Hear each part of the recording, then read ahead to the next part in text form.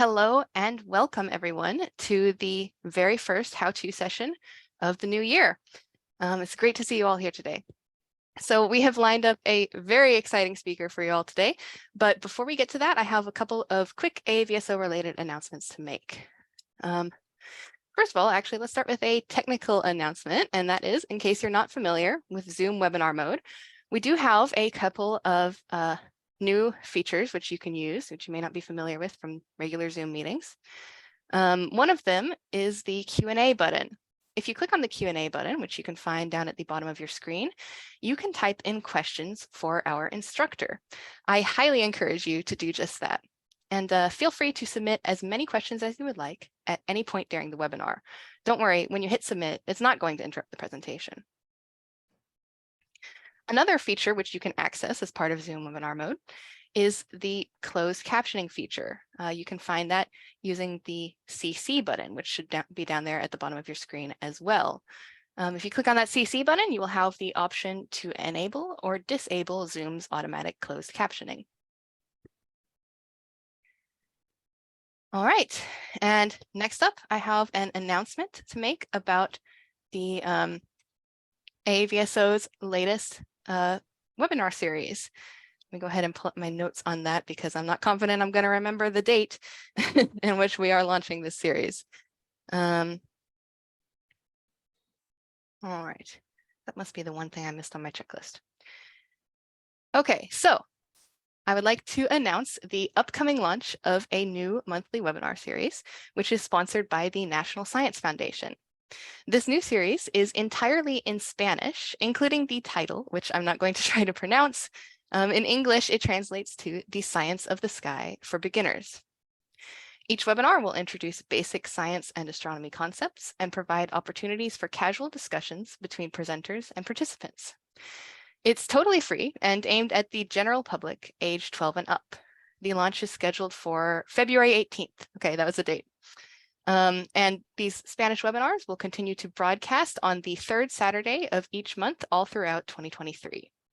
If you happen to have any Spanish-speaking friends or colleagues who you want to spread the word to, please feel free. We would appreciate that. All right, and now back to the webinar at hand. Our 2023 How-To series is sponsored in full by Boyce Astro, and we would like to take a moment to thank and acknowledge them for their support. The Boyce Research Initiative and Education Foundation provides online astronomy education, observatory resources, and research experiences to students, student teams, and schools in order to learn how to perform observations, conduct research, and publish their results in scientific journals, such as the Journal of the AAVSO. Please do check out their webpage to learn more about their work. All right. Our first instructor of 2023 is a retired economist with a Ph.D. from Stanford University. He has been an amateur astronomer for more than 30 years and became an active variable star observer in 2009.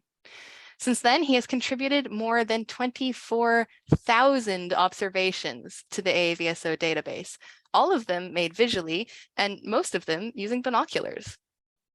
He's also active in the AAVSO's data validation process and serves an invaluable role as an AAVSO mentor, teaching other visual observers how to get started and how to improve their observations. When it comes to visual observing, there can be little doubt he's one of the greatest experts that you will ever meet. And so it is with great excitement that I introduce to you today's instructor, Dr. Sherrill Shaffer. Welcome, Dr. Shaffer. Thank you, Lauren, for that gracious introduction, and welcome here to everyone watching today. I'm excited to share a lot of what I have learned in my time observing variable stars with binoculars or naked eye. And we will get going at this. At the end, we'll have a question and answer session. So anything I don't cover here, I'll be happy to cover if you bring it up later. Now, I'll start with what's probably the elephant in the room. A lot of you might wonder about the scientific value of visual observations in our current digital age. But in fact, visual observations of variable stars still have important scientific value, both now and going forward. A couple of documents on the AAVSO website spell that out, along with John Toon's how-to video from last year about visual photometry. I provided links to those items in an accompanying list that will be available to you after the close of today's webinar. For binocular and naked eye observers, there's even better news. Automated digital coverage of variable stars has been weaker at the bright end of the spectrum, leaving more of a gap there for visual observers to fill. Today, I'll often refer to binocular viewing, but a lot of what I say also applies to naked eye observing.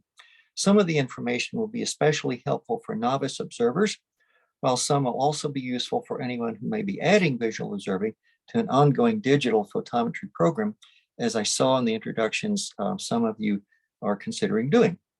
I'll assume everyone here is familiar with the general concept of variable stars, light curves, and visual magnitudes, although I'd be happy to address those details in the Q&A later if there's any interest.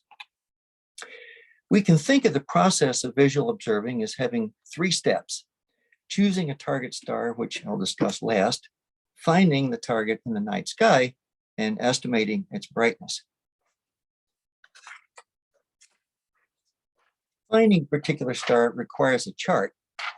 The AAVSO website provides a wonderful free app called VSP for Variable Star Plotter to create your own customized chart for any variable star in their database. We should try to use these VSP charts, even if you find other charts elsewhere, for reasons that we'll see.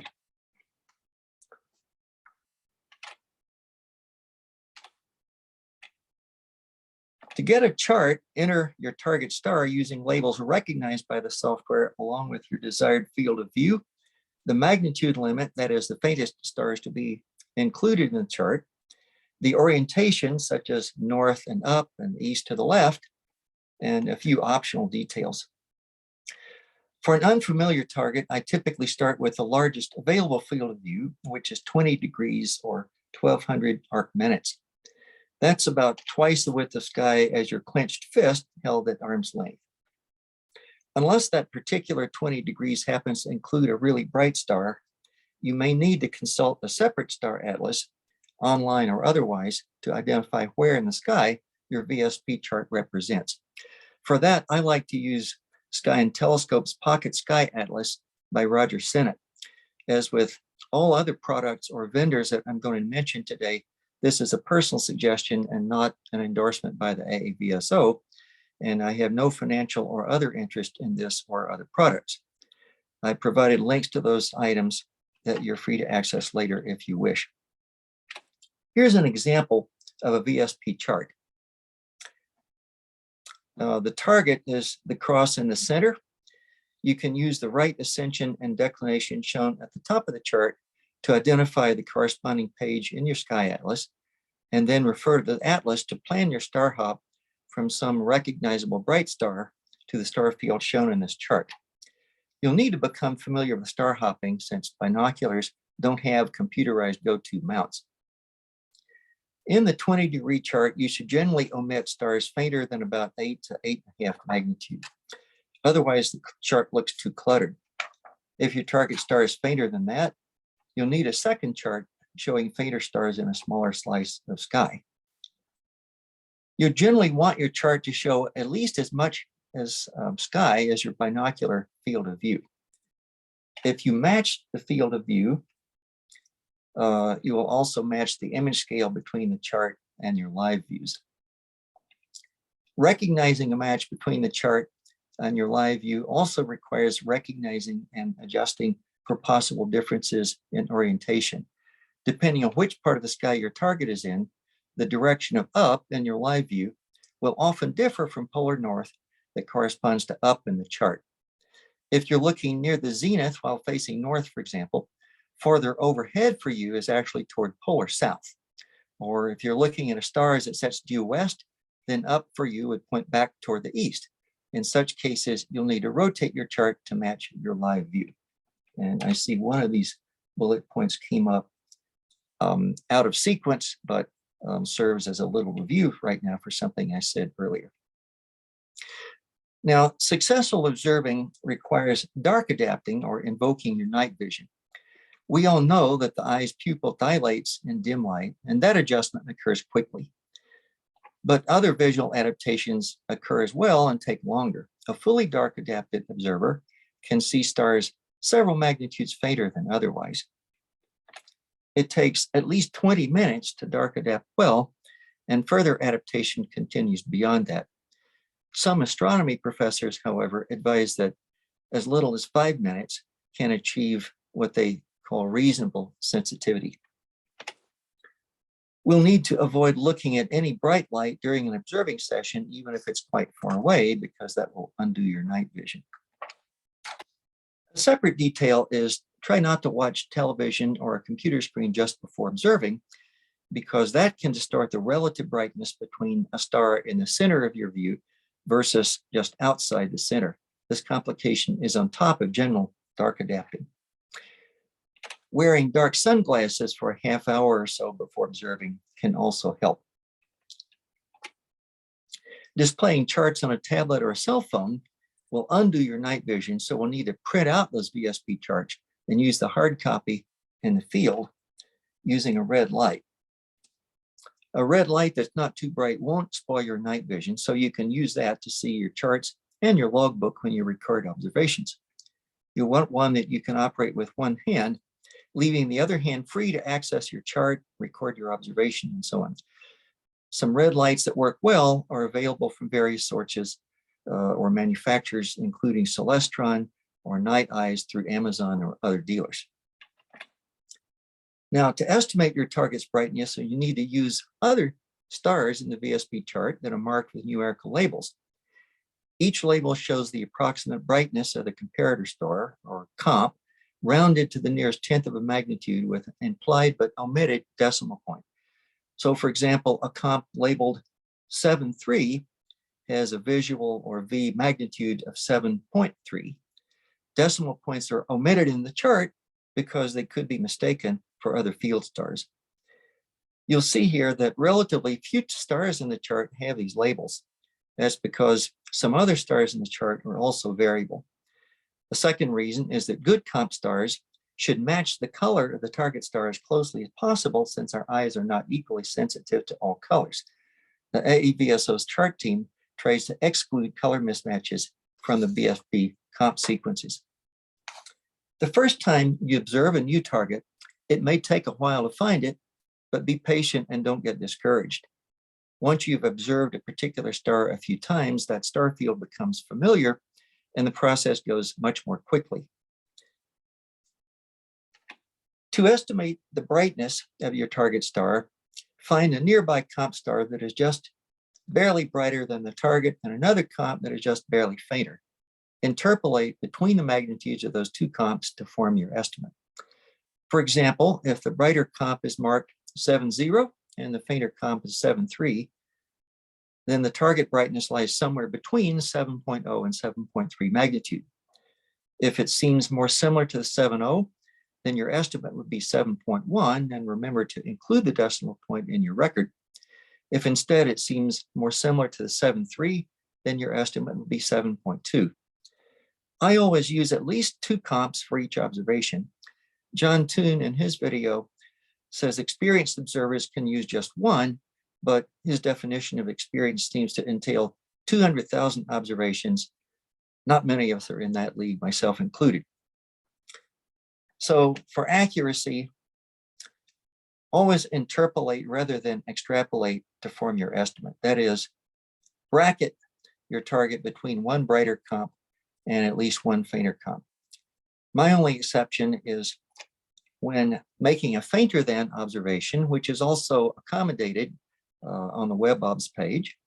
And that can be especially useful for recurrent novae and other faint stars that can brighten erratically and unpredictably.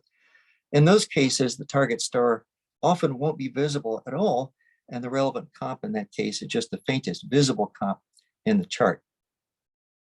Sometimes it's hard to tell which of two stars is brighter. If the target seems equally bright as the comp, it's fine to record it that way, but a few tips can refine your comparisons. You can sometimes check more than one brighter comp or more than one fainter comp. For instance, if the target, which in this example is TU-CVN, seems possibly fainter than the 6.3 comp above and to its right that I've circled in yellow, also check whether it looks fainter than the 6.1 comp to its left. You might be surprised. You can also check whether the 6.3 comp looks fainter than the 6.1, whether the 6.1 comp looks fainter than the 5.9 to its left, and so forth. Making but not reporting your own estimates of the relative brightness of labeled comps against each other is an easy and accurate way to test and train your own visual acuity. Before I wrap up the basics of estimating brightness, I should say something about red stars and some common advice for viewing them. The human eye systematically underestimates the brightness of red stars compared to bluer stars. If the VSP comp sequence is closely color matched to the target star, your estimates would not be distorted, because when you underestimate the brightness of comps and targets equally, their relative brightness remains largely unchanged. But red stars are somewhat rare, so comps in a chart are often less red than a red target star. Then, as John Toole correctly reports, visual estimates understate the V-band brightness that digital estimates record. We can see this pattern in the comparison between visual and digital V observations for the red star RW Kep, which was the subject of the recent AAVSO alert notice number 804. Here, the visual observations are the open circles, where the digital observations are the green squares. And you can see that almost all of the visual observations are substantially fainter than the green digital observations. We can see this same pattern with another red variable in the same constellation, mu Cap. And here, some of the visual observations are nearly a full magnitude fainter than the digital V observations. Now, some research has found that this underestimation of red stars only applies to dark adapted eyes. So I've cited a 2002 article that finds that a substantial shift in this way only shows up after about 10 minutes in the dark.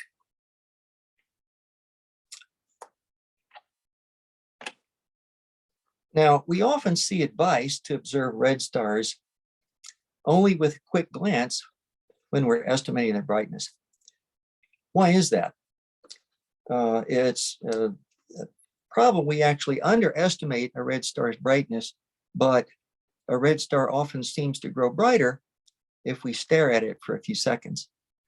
A quick glance avoids this apparent brightening. But if the real problem is that we underestimate the red star's brightness, as we've seen, then some brightening actually mitigates the problem and improves our accuracy. So a conversation needs to begin about the quick glance method, since it seems to contradict the data.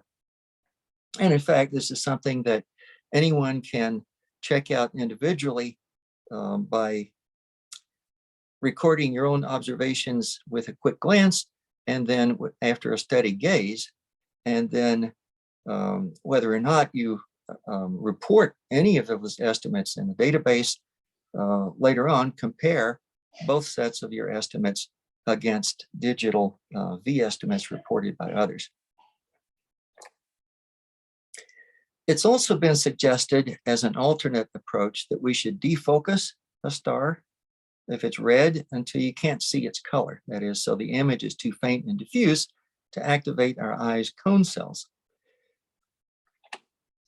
The problem with this advice is that our rod cells are the main reason why we underestimate red brightness. If we can see the red color at all, it means that our cone cells are also being activated, which will mitigate the underestimation. So defocusing actually makes the problem worse. Finally, it's sometimes suggested that we should view red stars only in peripheral vision to mask the red color. But again, research has shown that the underestimation of red stars is actually worse in our peripheral vision than when viewed directly in or near our fovea. In any case, not all visual observations are so noisy even for these red stars. So going back to R.W. Kep, in this slide, I've highlighted in the brown crosses the visual observations of a single observer who matched the digital observations virtually perfectly, and it's possible to find other similarly accurate visual observers on other stars. Now, there's a 66-page downloadable AAVSO visual observing manual online that gives lots of good information and advice. One suggestion it offers is always try to align the target and each comp along what you might call a personal horizontal axis that is level with your eyes, because this can affect your accuracy due to the physiology of the human retina. Because it's sometimes awkward to tilt your head that way, one alternative is to place the target and each comp sequentially in the center of your field of view, or for fainter stars, in the same area of your averted vision, as Duntun also mentions. For stars low in the sky, we should avoid comps that are much nearer the horizon than the target star, because atmospheric extinction can cause those stars to look fainter than they should. To record your observation, you can write it in a logbook or else dictate it into a digital voice recorder. I've tried it both ways. With a logbook, you need to use a red light. If you're using a voice recorder, you'll want to transcribe the information into a logbook later for convenient permanent access. You want to record the name of the star, your estimate of its brightness, the magnitudes of the two comps that you're using, and the exact time of your observation. Of course, since variable stars are variable over time, an accurate estimate of brightness is only useful for the light curve if we know when it was made. The AAVSO offers recommendations for the precision of your timestamps based on how rapidly the target star fluctuates. To the nearest minute is adequate for most stars, but some situations call for more precise timing. At some convenient time later, you'll want to enter your observations into the AAVSO's database using their WebObs page. You'll need to log in to your free account before accessing that page, and then choose Visual for the type of observation in the drop-down menu. The form also requires you to specify the chart ID that you used, as you can see on the bottom line in the slide here. That ID is the alphanumeric code found in the upper right-hand corner of each VSP chart, which I've circled in yellow here. You only need to enter that ID once for each target because WebObs remembers that information for later. There's an option, as I mentioned, to enter other comments on the form, such as whether there was light pollution, clouds, or other special conditions. One key detail is you'll need to convert the time of each observation into universal time.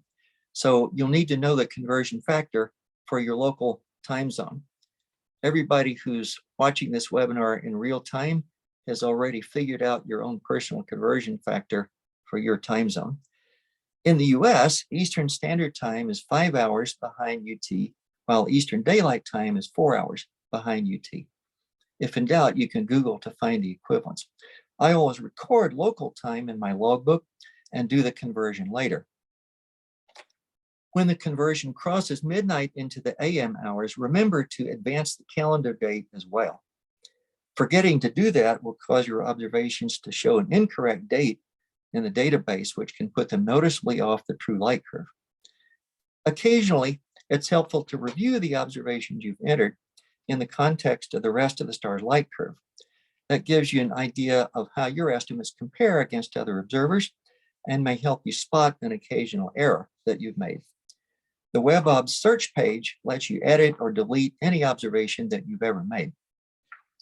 The observing manual advises not to check other recent observations until after you've made your own estimates to avoid biasing your perspective. Okay, everything I've said until now assumes you already selected the stars to look at. So let's talk about that step. While it's technically true that hundreds of variable stars are visible to the naked eye, as the recent EMI mentioned, the practical totals are far fewer for many reasons. First, your targets need to be bright enough, not just to be visible, but to be seen well enough to make reliable comparisons against comp stars. This is something you'll need to determine individually based on your local sky conditions and equipment. An old rule of thumb claims that stars as faint as 6th magnitude can be seen with the naked eye, but that's too optimistic for modern suburban skies or under a bright moon or near the horizon. Moreover, the Visual Observing Manual recommends choosing targets 2 to 4 magnitudes brighter than your personal limiting magnitude. I've found that naked eye estimates are mostly difficult and unreliable for stars fainter than about magnitude 3 to 3.5 under suburban skies.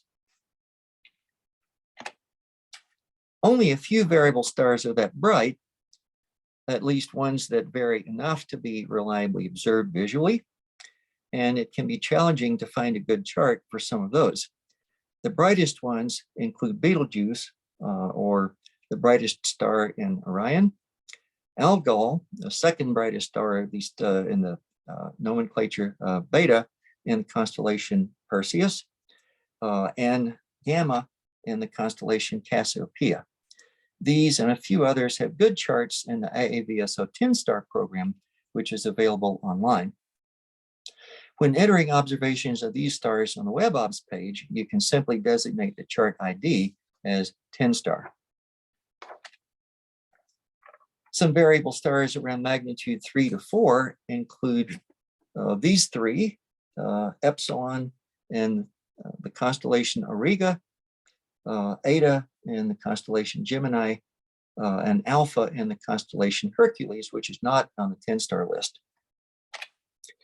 There's a special chart useful for Alpha Herc at the link I provided separately. In this chart, I've circled the target in yellow. Unlike a normal VSD chart, the target star is not the cross in the center, and here it had to be moved off center in order to include relevant comp stars within the 20-degree field of view on the same chart. Some other targets between roughly 3.5 and 4.5 magnitude include these on this list. If you want to reliably extend your visual observing program further, depending on your visual acuity and sky conditions, you'll likely want a pair of binoculars to reach fainter stars. So I mentioned that the second criterion for choosing a target is not only you want it to be bright enough, but also it needs to vary enough, perhaps by a full magnitude or more, or maybe somewhat less as you gain experience and want more targets.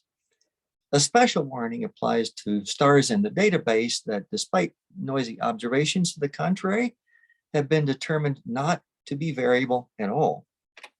The database, in fact, lists more than 1,000 stars of this type, which are denoted with the code CST as the variable type, standing for constant. Moreover, some stars are much easier to find in the sky than others, such as if they're near a really bright star or a unique asterism. Unless you're really patient, you might want to begin with these easier stars. Stars that are harder to find are more likely to be misidentified, leading to incorrect estimates. And finally, on any given night, you'll want to make sure your target is up in the sky during a time when you plan to observe. This, of course, will vary with the seasons. There are numerous websites, free apps, or planispheres that show which constellations are up at which times. Other lists suggested by the AAVSO, besides their 10-star program that I mentioned, include their binocular program, legacy stars, long period variables or LPVs, and others. Their online target tool provides a continuously updated list of prioritized targets that can be filtered or sorted by magnitude, type, and other attributes. For occasional special targets, you can also subscribe to email alerts, although not all of those invite visual observations or are bright enough for binoculars. If you ever want more targets beyond those lists, the VSX database, which is easily accessible directly from the AAVSO homepage, allows you to display all variable stars within each constellation and can also be sorted by magnitude or other attributes. Before circling back to equipment, I should discuss one more detail, the observing cadence for each star. We might think it's good to observe each star on every clear night, but that's not always true. For instance, if a star has a completely regular light curve over a long period, then its brightness won't change noticeably from night to night for a visual observer. The AAVSO offers several sources of guidance about a reasonable cadence for each type of star. Arnie Hinton, a former distinguished head of the AAVSO, discusses this topic in a blog and suggests a formula to calculate a cadence from a star's period and amplitude or range of brightness. I often use Hinton's formula myself, though it has limitations because many stars have irregular or at least asymmetric light curves, and so their fluctuations do not match the theoretical average given by Arnie's formula.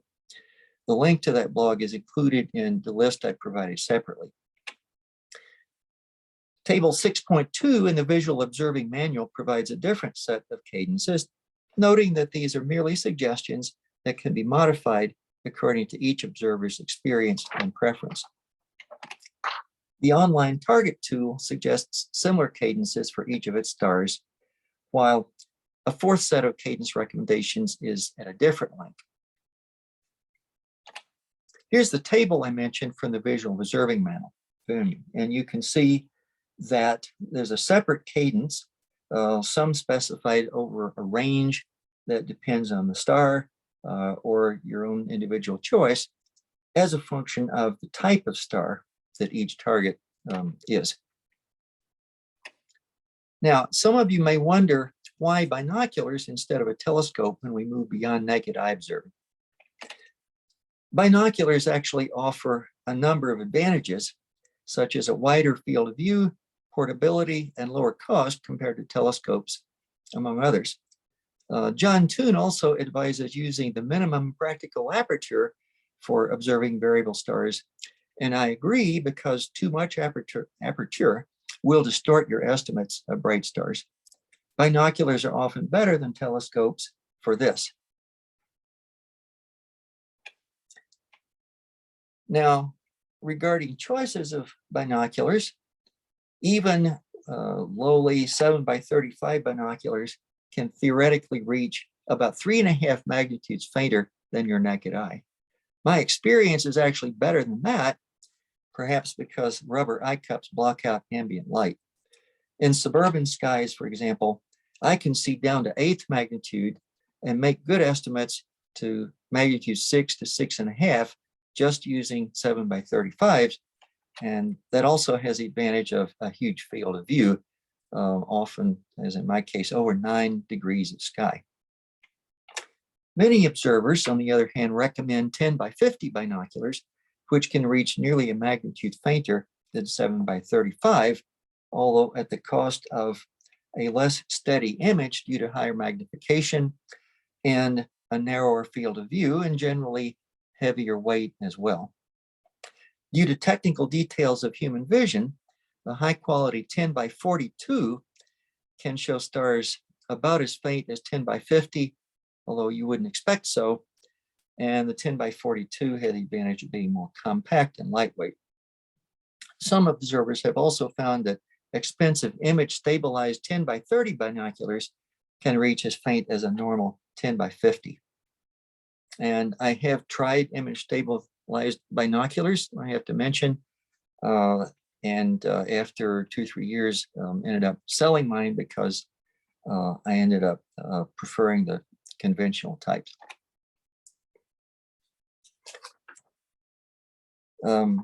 Before I talk about larger binoculars, I should also acknowledge that an older school of thought recommended 7x50 binoculars, but I don't recommend those for a variety of reasons that we can discuss during the Q&A if you like. For fainter targets, larger and more powerful binoculars are readily available, including things like 12 by 60 or 14 by 70 or even 20 by 80, which I fairly frequently use and with which I have glimpsed as faint as magnitude 6 or 10.4 under suburban skies.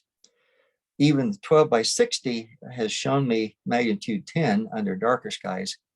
But as I mentioned, larger binoculars are heavier, and higher magnification causes both a shakier view and a narrower field of view, making it harder to find targets and comp stars.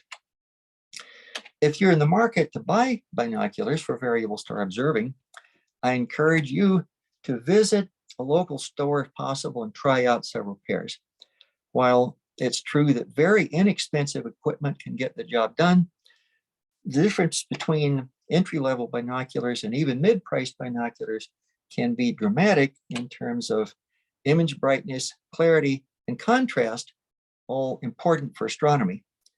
You don't need to take binoculars out of the store to evaluate those differences, along with differences in weight, eye positioning, ease of focusing, and other ergonomic factors that will affect your enjoyment and subsequent use of them.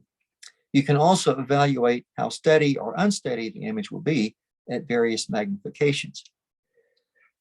If you wear glasses, I recommend binoculars that can focus without the glasses because your glasses will block some of the light, reduce image contrast, constrict your field of view by introducing extra distance between your eyes and the binoculars, cause a shakier image by preventing you from bracing the binoculars against your eyebrows or cheekbones, and worst of all, allow more ambient light in from the sides. I've known a few people who insisted on using glasses with their binoculars, but unfortunately that's like throwing away half of the visual potential of the binoculars, and I speak from experience on that. For astronomical binoculars, you always want to avoid several features, particularly zoom, ruby coatings, and instafocus. Zoom binoculars tend to have poor optical quality with narrow fields of view, uncomfortably short eye relief, and images that are fainter and fuzzier than comparably priced conventional models. Ruby coated lenses can distort your estimates of certain colors of stars and also have reduced light transmission. Instafocus mechanisms are easily nudged out of focus as you brace the binoculars against your eyebrows or cheekbones to study the image. Some people recommend avoiding permafocus or focus-free as well, but I personally used a permafocus 10 by 50 quite happily for a number of years. You might also want to buy aftermarket rubber eye cups or wings to install if you don't like the ones that came with your binoculars.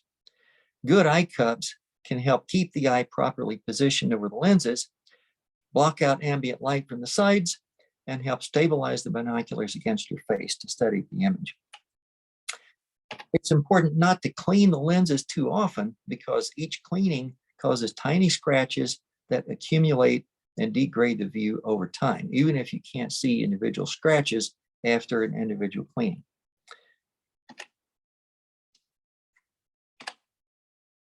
Don't use rubbing alcohol because that can damage some types of coatings on some lenses. I also don't use lens tissues or any paper product to clean lenses because those can scratch the lenses or smear certain types of spots. A soft microfiber cloth can work, but if it's not perfectly clean, can scratch the lens with embedded dust grains. I prefer actually using a dedicated lens cleaning pen, such as are available from various sources for a few dollars. And again, I've included an example link for that in a separate list. Other equipment for observing, as I've mentioned, includes a red light, a logbook, a timepiece of some sort, and of course, charts. To minimize the discomfort of looking high overhead in binoculars, especially over an extended period of time, as well as to help steady the image, it helps to lean back in a lawn chair or even recline in a chaise lounge. In cold weather, some special precautions or techniques can be helpful. Because observing is essentially a sedentary activity that takes place under clear skies where body heat radiates away quickly, it is necessary to dress more warmly than novices might expect. Ordinary ballpoint pens may stop writing after a few minutes in extreme cold, hindering your logbook entries. Using a pencil avoids this problem, or some special pens are designed to work even when cold. Keeping your pen in an inside pocket next to your warm body can help too, but that slows down your access from observation to observation. If you can keep room lights off near an outside door, you might decide to keep your charts and logbook indoors and step outside only to make each observation, then return indoors to record the estimate and review the charts for your next star. In conclusion, observing variable stars with binoculars or the naked eye is still scientifically valuable, even in today's age, so we're not wasting our time. And moreover, it's enjoyable and easy to learn for a conscientious observer, given the excellent resources provided online by the AAVSO. Thank you for your attention, and I'll turn it back to Lauren now to moderate the Q&A. Thank you so much, Dr. Shaffer. That was an excellent overview. Okay, we have had several questions come in already, so let's go ahead and jump right in with this question from Douglas Hardy, who asked, why do we use Julian days on graphs and charts? That's a good question. In order to avoid having staff at headquarters or some staff maintaining a database try to make their own conversions to a uniform time code that is necessary to generate light curves that professional researchers can use. It's necessary for the observations to be entered according to some uniform time zone. And the choice of universal time is admittedly arbitrary, but it is well grounded in historical practice. So it's a little bit like the QWERTY keyboard on typewriters or computer keyboards. The way we got there is purely historical practice. However, it is necessary in any case to use some uniform standard. Again, another analogy is it's like in some countries we drive on the right side of the road. In other countries we drive on the left. But within a country, within a location, it's necessary that people agree so that we minimize head-on collisions. Yes. Okay, thank you. Good answer. Next question. This one comes from Philip Gebhardt, as well as me. I'm quite curious as well. Why do you not recommend 7x50 binoculars? Good question. And I see this recommendation all the time, even nowadays. I've tried them. I've also tried sort of analogous models in larger apertures, such as 11x80 and so on. And there are at least three aspects to my take on it. One is, and it really all goes back to a concept called the exit pupil of any optical instrument. The exit pupil is the diameter of the light cone that emerges from the eye lens, the end that we look into, whether it's binoculars or a telescope eyepiece or whatever, that then goes into the observer's eyeball. And I'm going to take a minute to go into some detail in this answer. I hope that's okay. And Lauren can stop me if I'm going to take too long. But the exit pupil is calculated as the ratio of the diameter of the aperture divided by the magnification. And so for a 7x50 binocular, the aperture in millimeters would be 50 divided by 7, or just over 7 millimeters.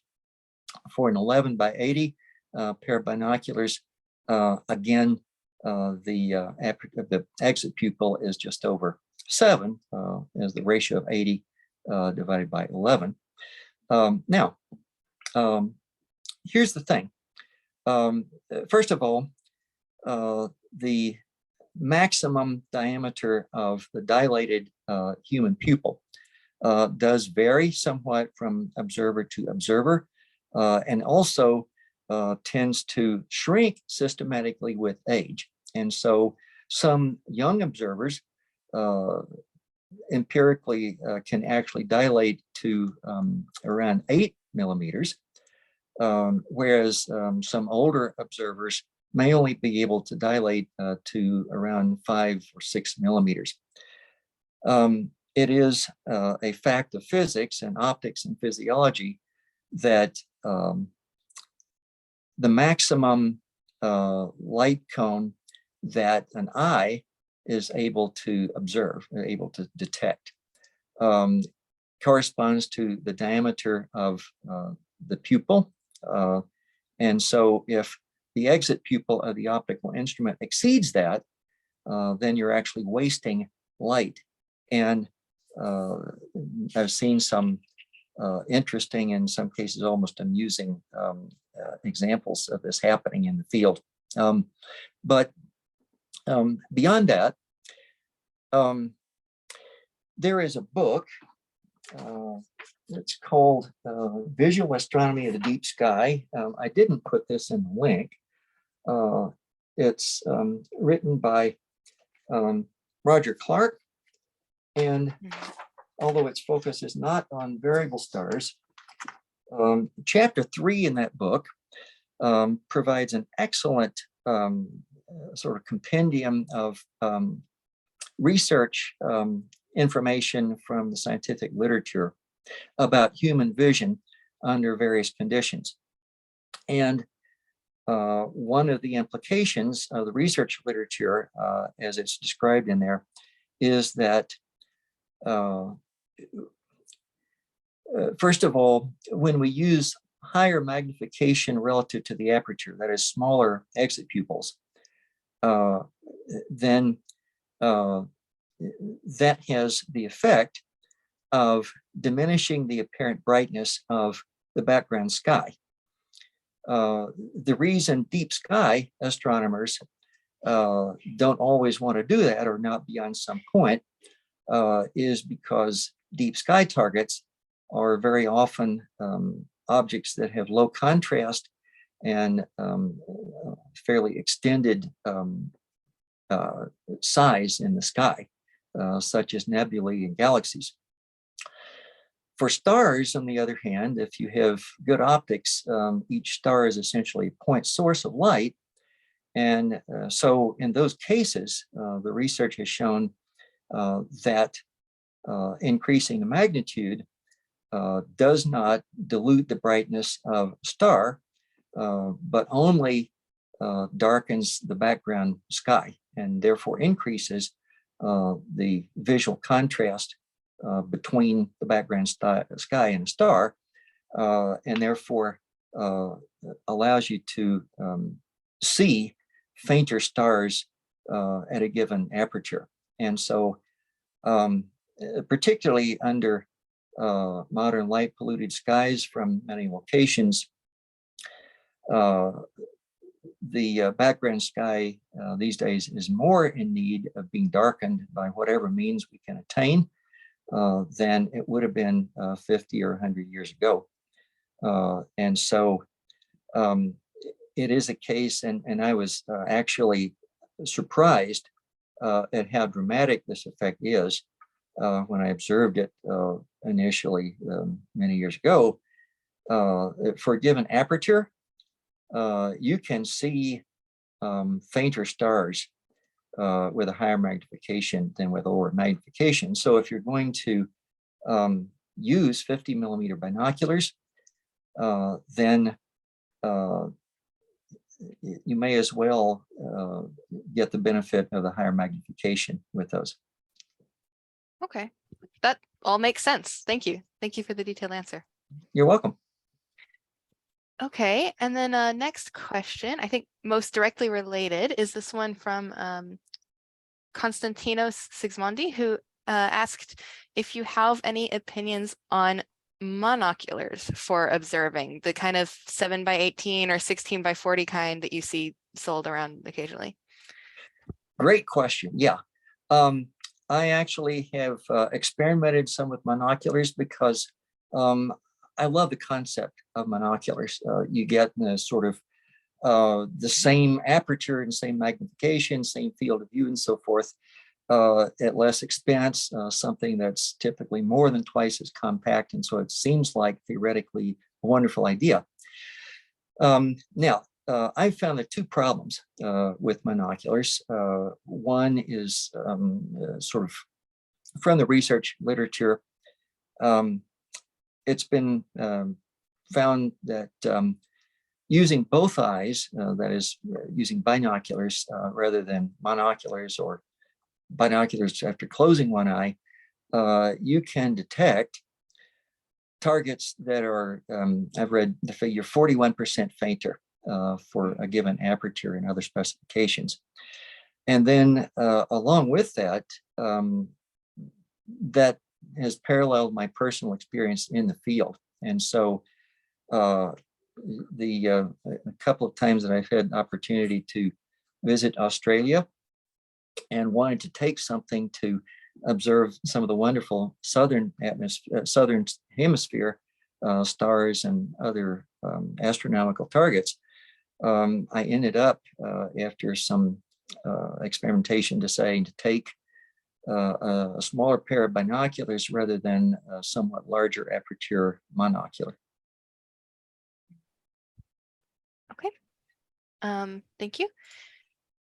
And so our next question here comes from Martin Cairns, who asks, what sort of binocular variable stars would be the best targets to choose in order to provide valuable scientific data? That's a great question.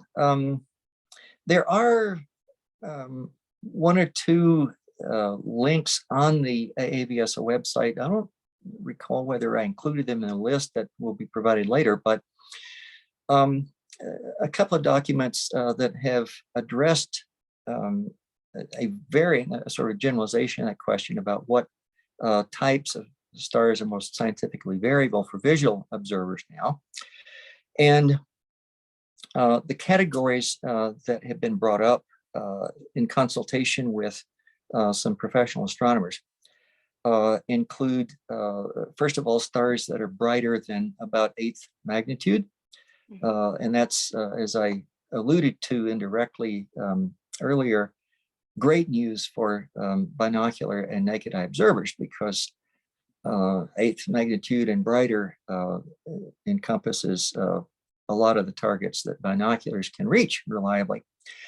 So that's one category. Another category is stars in the polar regions tend to be underrepresented in digital photometry, especially automated all-sky surveys. And that's in part because a lot of the surveys use polar mounts for their telescopes, and polar mounts are awkward to navigate near the polar, celestial polar regions. And so that's a good opportunity for visual observers. A third category is variable stars in densely populated parts of the sky, such as denser regions of the Milky Way. And so that's also fertile hunting grounds for scientific contributions from visual observers. And then another category is from time to time, as I mentioned, there are special alerts or bulletins put out by the AAVSO in response to specific requests from professional astronomers for additional observations for particular stars. Sometimes that's actually in support of a particular Hubble telescope project. In those instances, it's usually they want to make sure before they point the Hubble at it that the target star is not in outburst and therefore so bright that it would fry the delicate electronics in the Hubble Space Telescope. And then sometimes in support of other ground-based projects. And I already mentioned an alert notice number 804 that came out 2-3 weeks ago, that unlike a lot of these alerts, actually did refer to a star RW cap that is bright enough for binocular observing, and also specifically included visual observations and what they were requesting. There was another special alert that was sent out a few months ago. It was the V452 Aquila, as I recall. And that again is bright enough for visual observing if you have the right combination of equipment and sky conditions. And so it was hanging out at around magnitude 7.7 or so most of the time. Okay, those are all great leads. Thank you. You're welcome. So our next question here is one that's probably important to address now. It's actually about the links that you were mentioning, specifically about the VSP charts, but also the other links to further reading and resources which you were mentioning. Could you remind us how exactly people can get to that? Actually, you may be in a better position to address this authoritatively than I, but I understand that the list of those links will be provided online after the close of the webinar today. One avenue of that will be when the webinar is uploaded to YouTube. And the section below the video screen on YouTube, the links will be provided. And although most of those items are links, in a couple of cases, I have listed references that I mentioned in the presentation that didn't actually have publicly accessible links that I found. Absolutely. And I will add to that, that I've seen the document that Dr. Shaffer produced, and it's got quite a lot of great resources on it. So do check it out. The link will be in the follow-up email, which you should all receive sometime within the next day or so after you log out of the webinar, and then also in the YouTube description, as Dr. Shaffer said. So, thanks, Lauren. Thank you. Okay, so our next question here comes from Roel Moonen, who wants to know if you have ever tried using a mount for your binoculars. Yeah, that's a great question. I believe I have to sort of dig back in the memory banks for this, because I haven't used a mount or tried a mount for a very long time. I have never tried one of the somewhat expensive parallelogram mounts that some people have used. So everything I'm doing these days is handheld. As I recall, I have tried just simple tripod mounts with the 1/4-20 threading and the screw adapter on the binoculars. What I found with those is that they're primarily useful for stars so near the horizon that there's a lot of atmospheric extinction and a lot of turbulence, and it's just not good viewing conditions. And so I like to do my observing to the extent possible when stars are near the zenith. Now, having said that, I have developed some tricks that I didn't mention so much before for studying the view and relieving fatigue and so forth. I did mention that the view tends to be a lot steadier if I'm sitting down when I'm observing with binoculars. If I'm not in a position, and not only sitting down, but also slouching down far enough in the chair that I can lean my head back against the back of the chair. And of course, in order to look far enough overhead while you're doing that, you need a chair either that reclines or that has a some sort of webbing type of upholstery so that it has some flex and you can tilt your head back in that flex. When that's not possible, depending on the viewing environment, then at least I found if I lean against some other fixed object, such as a post, a porch column or something like that, a wall, and even if possible, actually brace the big end of the binoculars against an immovable object. That can help steady the view. Another trick is that I used to hold, and I think most people do, hold the binoculars with both hands near the eyepieces. Okay. The problem with that for the view, and especially this becomes more of an issue for larger binoculars and higher magnification, is that it magnifies the mechanical shake of the objective end of the binoculars. And so if you move at least one hand out to grasp the large end, then you get a much steadier view. And so there are all sorts of little tricks like that that you can discover or develop with experience that will help steady the view. That's a great point about people grabbing it so close to the eye cups. I used to do that as well when I'd use my binoculars. Mine are big, 15 by 70. So what I wound up doing was actually reaching, using my right hand and reaching for the left objective to hold it and letting the right one kind of rest on my wrist. And that's what I found was the best way for those huge binoculars. Yeah. And then to add to that, I forgot to mention, I again alluded indirectly to it, but part of studying the view, which does require appropriate eye cups on the binoculars themselves, is you can brace the eyepiece in against either the eyebrow ridge or the bottom part of that against cheekbones. And that helps steady the view as well. And going back to your 15 by 70s, I'll never forget, shortly after I had gotten my 11 by 80s, which I've since sold, I had a chance to look through a friend's 14 by 70s.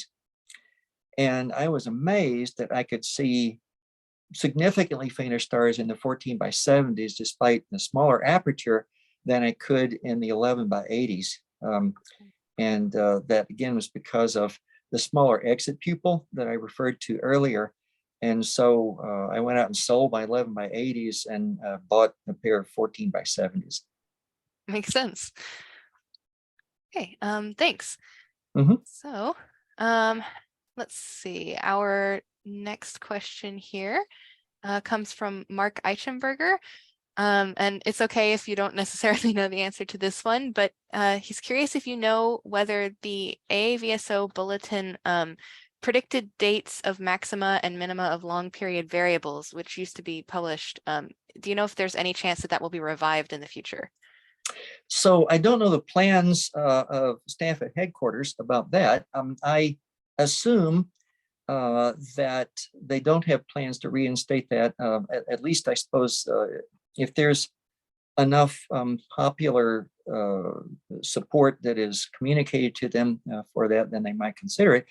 But in general, my understanding is that there are some other features available on the website that have largely taken over that role. And so, for example, in the target tool that I mentioned, let's see, well, the target tool,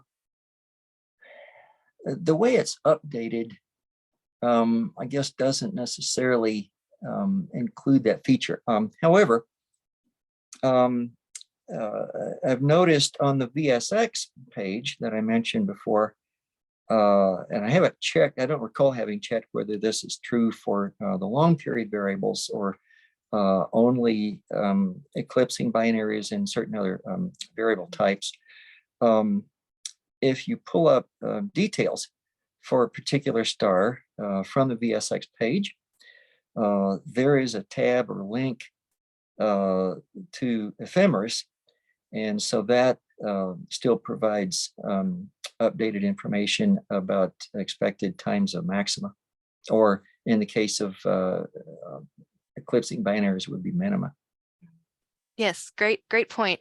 That ephemeris tool is one of the more powerful parts of VSX, but I'm going to say that it took me months to find it because of how it's right aligned, unlike everything else on the page is left aligned, and I just didn't see it. I guess my brain skipped right past it. So when you go to the page, make sure you look along the right side of the info box. Exactly.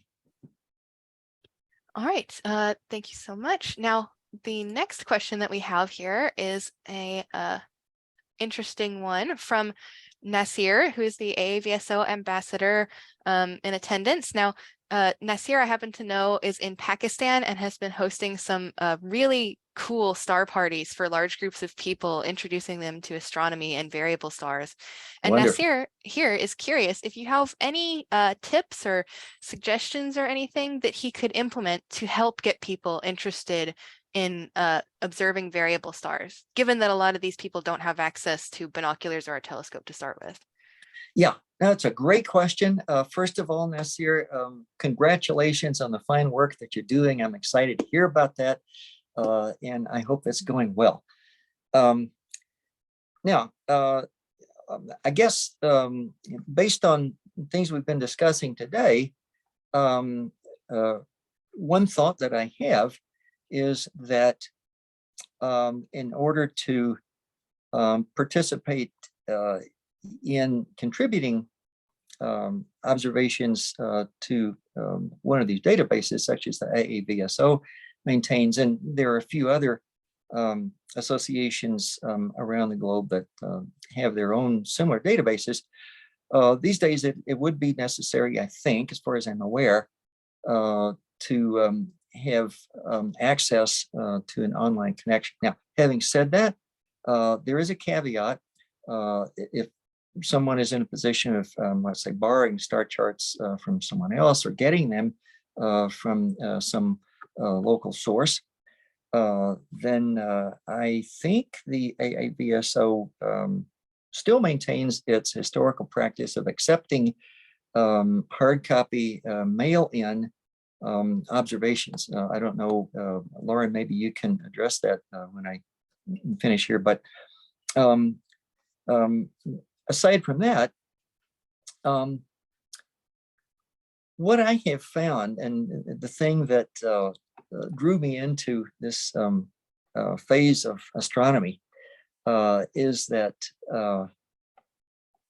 my original amateur astronomy activities, like probably most people, really started with when I had opportunity to look at the moon and some of the planets and a few of the brighter other targets under some magnification and so forth, and just became enthralled with the grandeur and the variety of what's out there.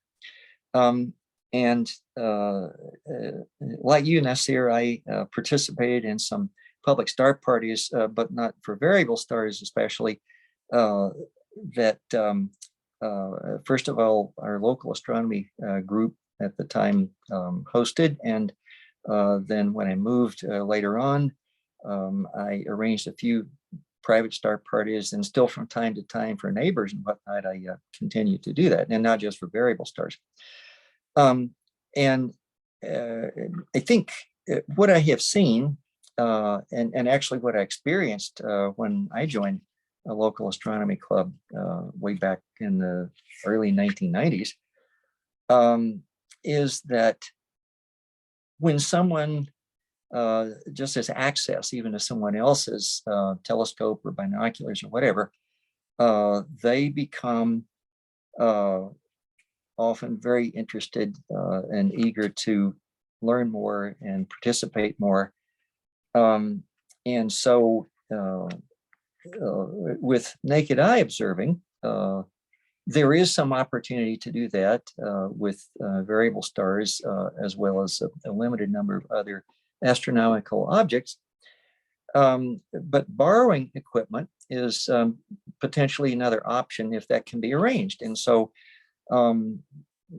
most local astronomy clubs that I've been associated with over the years have at least one telescope that they can lend out to members. And even our local library near where I live currently recently got a fairly large pair of binoculars and a planisphere and a little booklet of astronomy that they lend out for free a week at a time to anybody who has a library account. And so those would be some suggestions that might be helpful for you. But I'm really excited about the work that you're doing there and the response you're getting. Absolutely. Good job, Nasir. And thank you so much for the advice, Dr. Shaffer. Okay, so next up, we have a couple of questions about precision. So Patrick Kavanaugh had asked, can and should I do simultaneous CCD photometry in order to measure the precision of my visual estimates? I'm getting started. That's a great question. I have never come across that question before, and congratulations to you for really thinking outside the box or in an innovative way. And I would say if you have the patience to do that, that would be great. And I guess my qualifier on that would be at the outset of an observing program, and maybe as you add a new star from time to time to your visual observing program, and then maybe from time to time to come back as you have more visual observing experience and just sort of make sure that your visual observations are performing the same way that they had been, let's see, a year or so earlier. And even the red star effect has been found experimentally to vary significantly from individual to individual. Mm-hmm. And comparing your observations after the fact with what other people have contributed to the database is one way of making those comparisons, as I mentioned, but comparing them with your own CCD observations, I think is a great way, probably even a refinement on that, because that way both your digital and your visual observations are made under the same sky conditions where you are, and so forth. And so they give you, if anything, a more precise and refined comparison that you can then take into account. And actually, I'll mention another detail along those lines. There have been times that I have found, as I think probably some other visual observers have found, some limitations inherent in the pattern incorporated in the charts of rounding the comp magnitudes to the nearest tenth of a magnitude, because what that means is that each label can be off by as much as plus or minus 0.049 or so magnitude.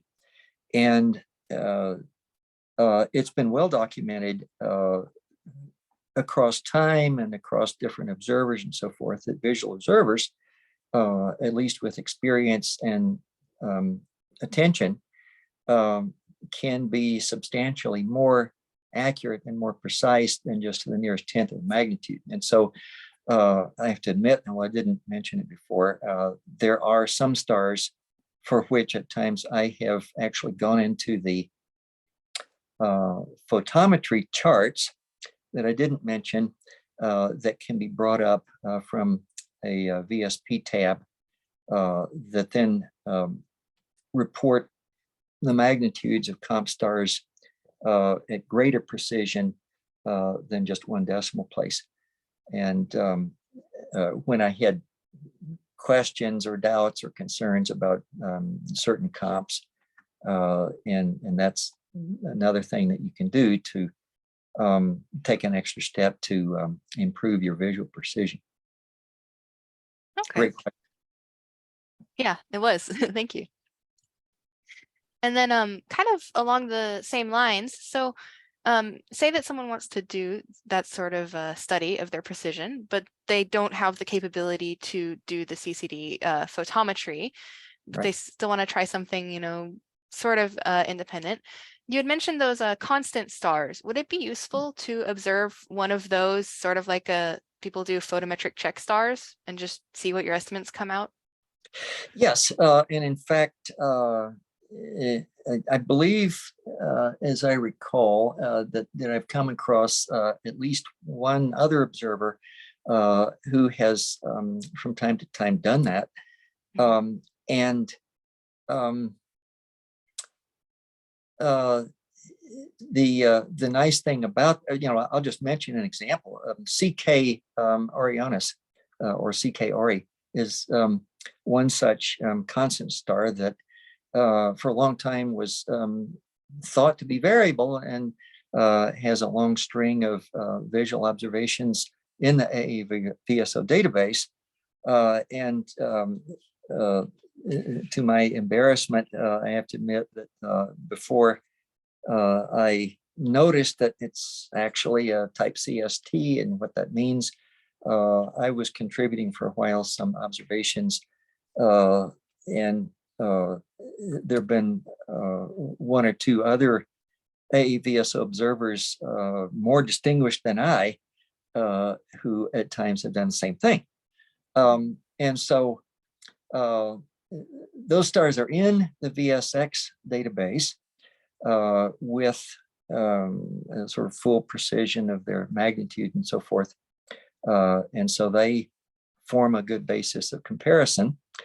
But as I mentioned, the comp stars, also the ones that are on any particular VSP chart that you pull up, are available in more detail in the photometry chart that you can pull up from the chart page with a tab. Now, the complication there is that on that list, you have to figure out from their coordinates, their declination and right ascension, which 7.3 on the list is which 7.3 on the chart. And that requires a bit of work. It can be done. I've done it at times. And so looking at the type CST stars in a database is actually probably a quicker and more convenient way of accomplishing the same thing. So that's an excellent thought, and I thank you for that, because I hadn't even sort of thought about that advantage of it. Oh, great. Well, thank you. So there's one question I'm seeing show up quite a lot here in the Q&A box, and that is going back to the topic of binocular mounts. We have a bunch of people who are curious about binocular mirror mounts, where the binoculars are mounted pointing downwards at a first surface mirror. Do you have any experience with those, or anything you'd like to share? Yeah, I haven't used them. I have read some about them, and I'm aware of some information relating to them. And I guess the first thing I'd say about them is that if you are using them or have used them and find them useful, great, certainly feel free to go ahead and do that. A second thought is for anyone who's considering trying them and hasn't yet, you have to take into account any sort of mirror image aspects that you're getting off of the reflection, first of all. Although worst case scenario, that's no worse than you would get using a telescope that either inverts an image or reverses left to right if you're using a refractor with a star diagonal, or I know there are non-inverting or right side up star diagonals that some people use, and they have some image degradation in terms of sharpness and contrast and so forth. That's a trade-off with that. And in the same sort of way, using a mirror will slightly degrade the image.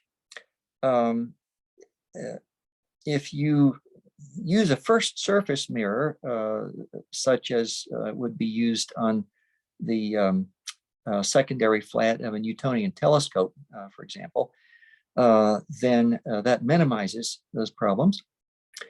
But if you use an ordinary rear surface mirror, then one complication is going to be that you get some slight reflection off of the glass pane that comprises the first surface of the mirror. And that's going to degrade the contrast somewhat. It's going to reduce the brightness a little bit, so it limits your reach in terms of the faintest stars you can get. It will potentially interfere with your estimates to some slight extent because of the first surface reflection, which, depending on the type of glass, is often, I understand, on the order of about 4 or 5% at least. So I've never tried it. I would imagine that at least until you're used to it, it also complicates the task of finding the star field and the particular target and its particular comps that you're using. And so given all of those complications and the fact that I have been able to use simple handheld direct observation without undue problems, I just have been doing it that way. Right. Okay, thank you. Mm-hmm. All right, so our next question here comes from Richard Wobus, who was going back to the topic of red stars and the best and most precise way to observe them.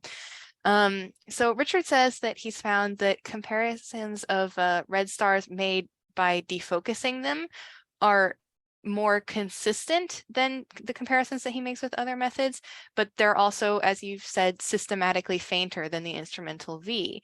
And he had assumed that more consistent is better because you could apply an offset to the light curve to get a more accurate one that matches the instrumental V. Should he be trying to apply that offset, keep doing the defocusing thing and then apply the offset, or should he do something different? Or what's your opinion on this topic, consistency versus absolute accuracy?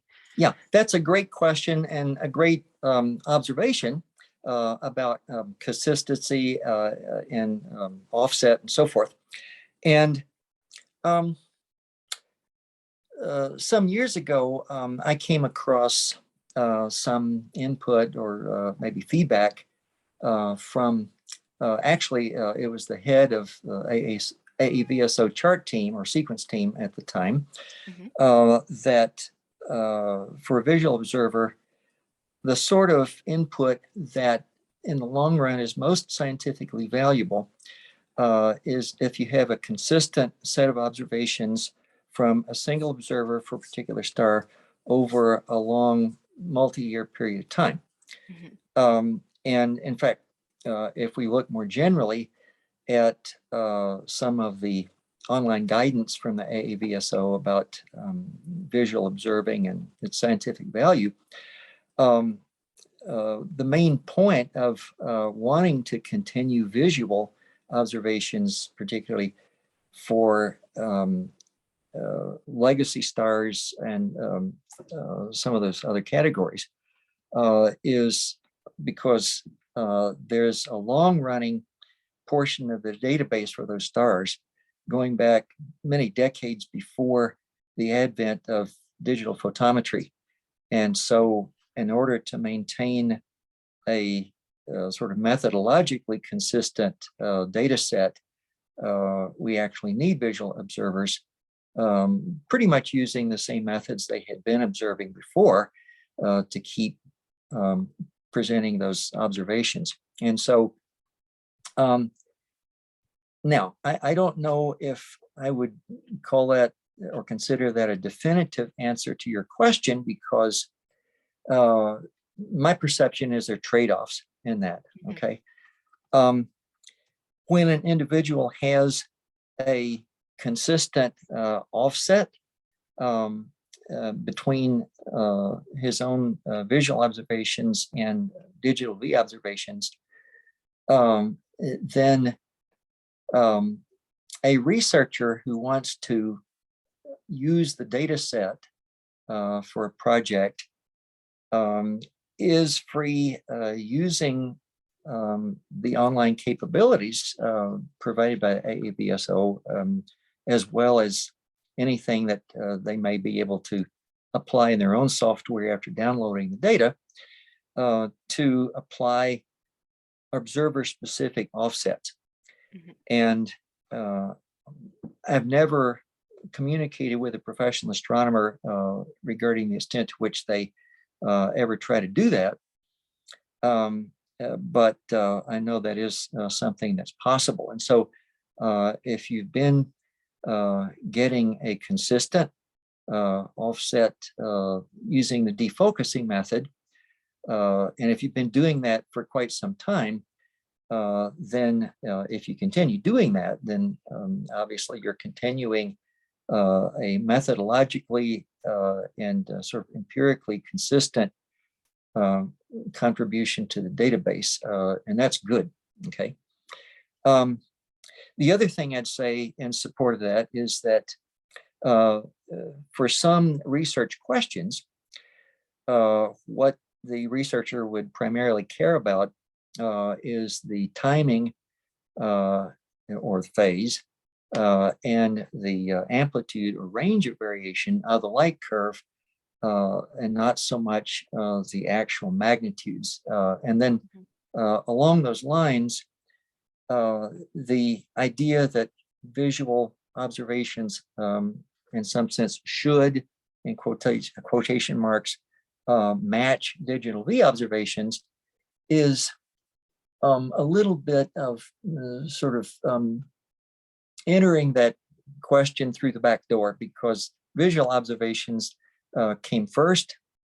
And once digital photometry became available, and then we started thinking about using monochromatic color filters or let's say narrow spectrum color filters, the V filter, of course, provides an objectively quantifiable and objectively replicable means of sort of obtaining and comparing observations in a very precise way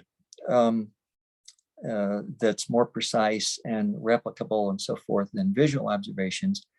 But the notion that, again, came about historically, like the QWERTY keyboard and driving on the right or driving on the left,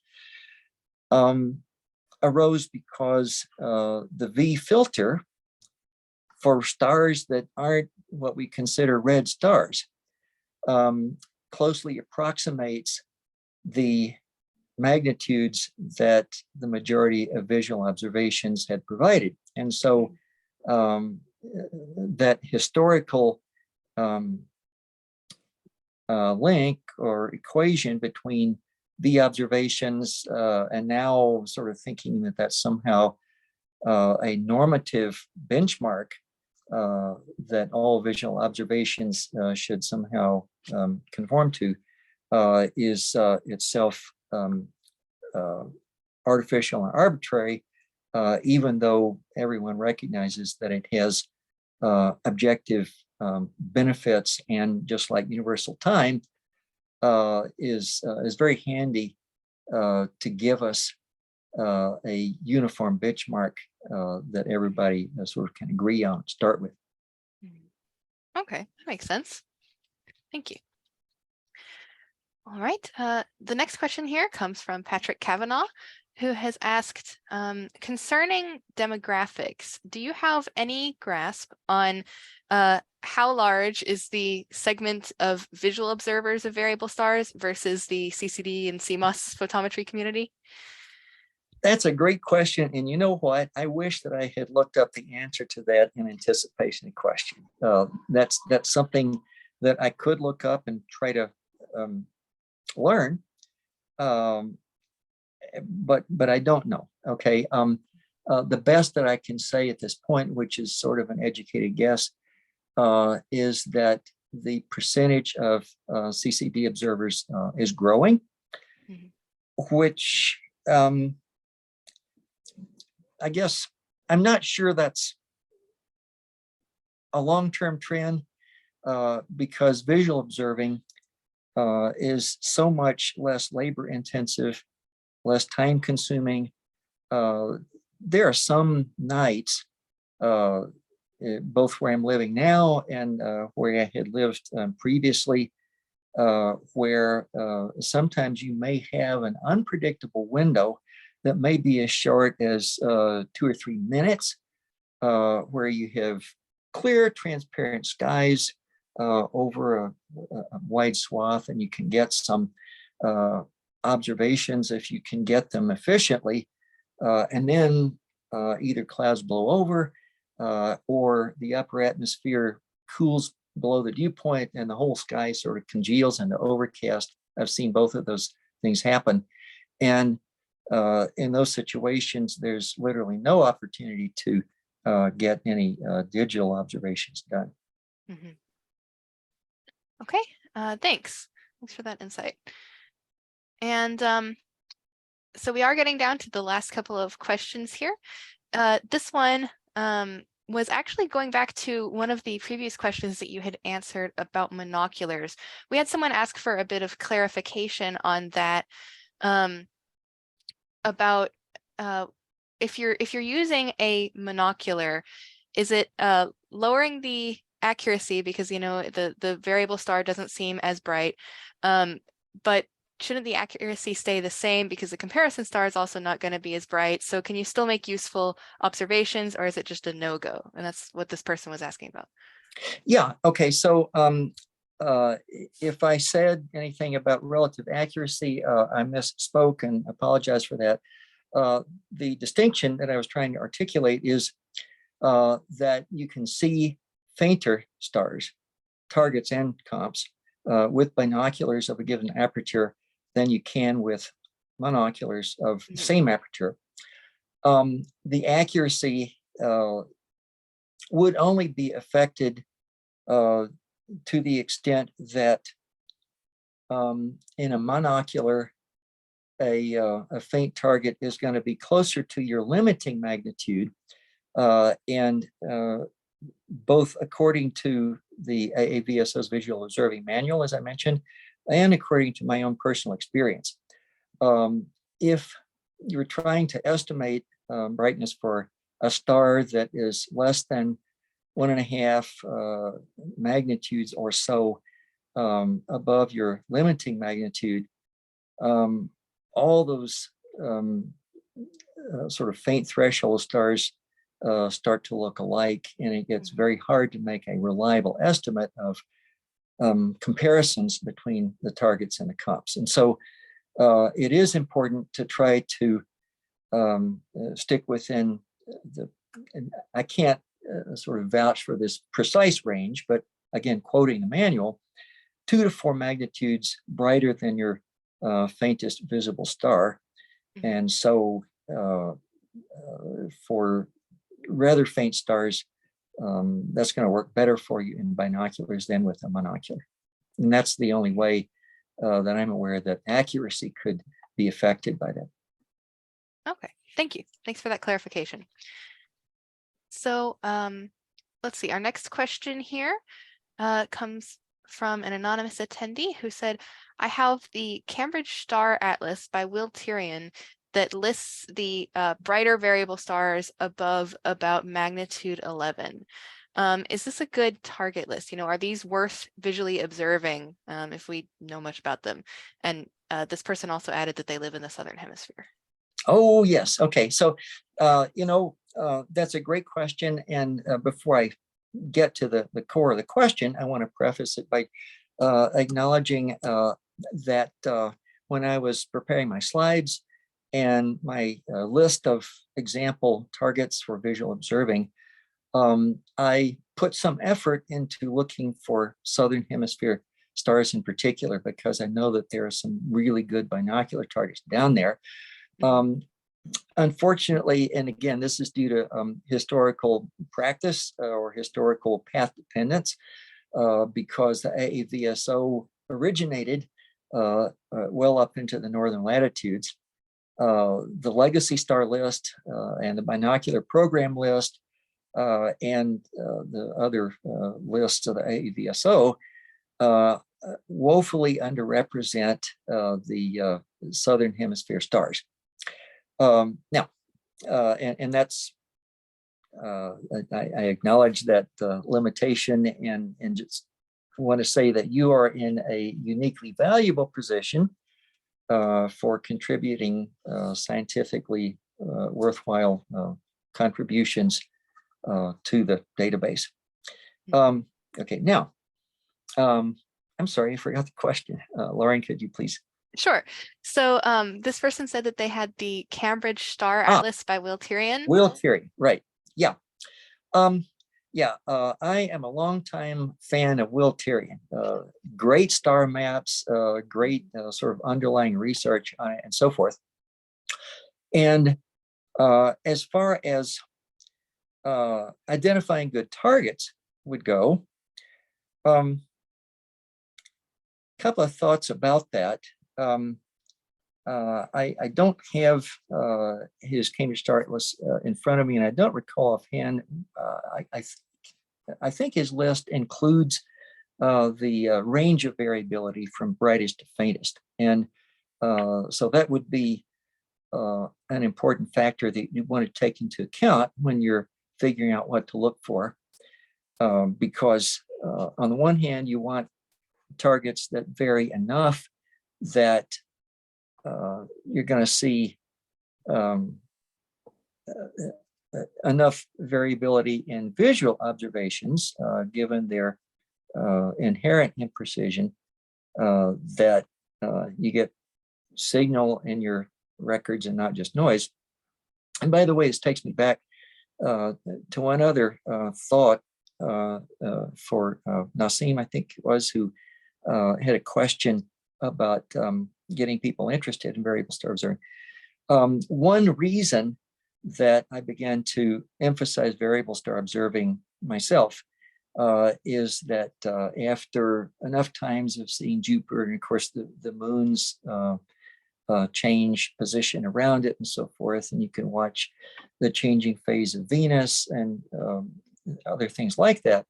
But after a while, you're looking at basically the same thing over and over.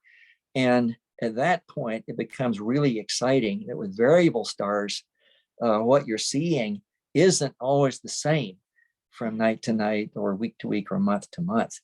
And so that's another unique aspect of interest that variable stars in particular add to observing. At any rate, so on the one hand, you want enough variation in the brightness of a good target.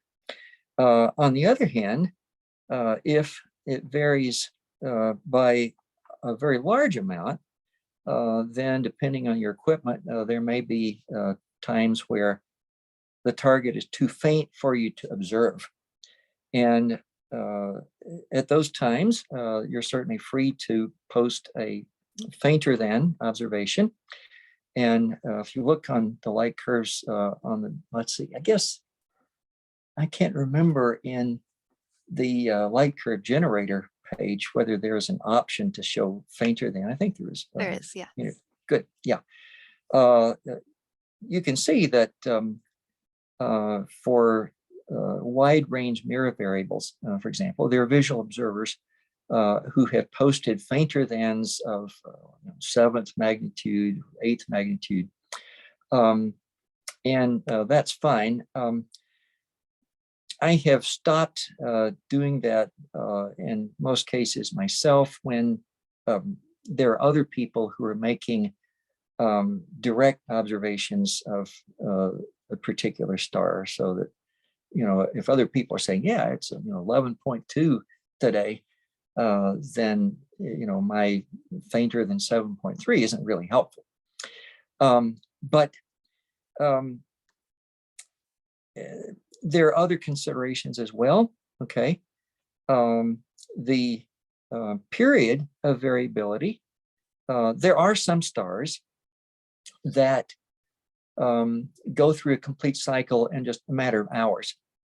And while those may be fun to observe, the visual observations typically are not sufficiently precise with the timestamps to be as scientifically valuable, because with stars like that, you may need to know to the second particular observation for it to be sort of reliably on the light curve.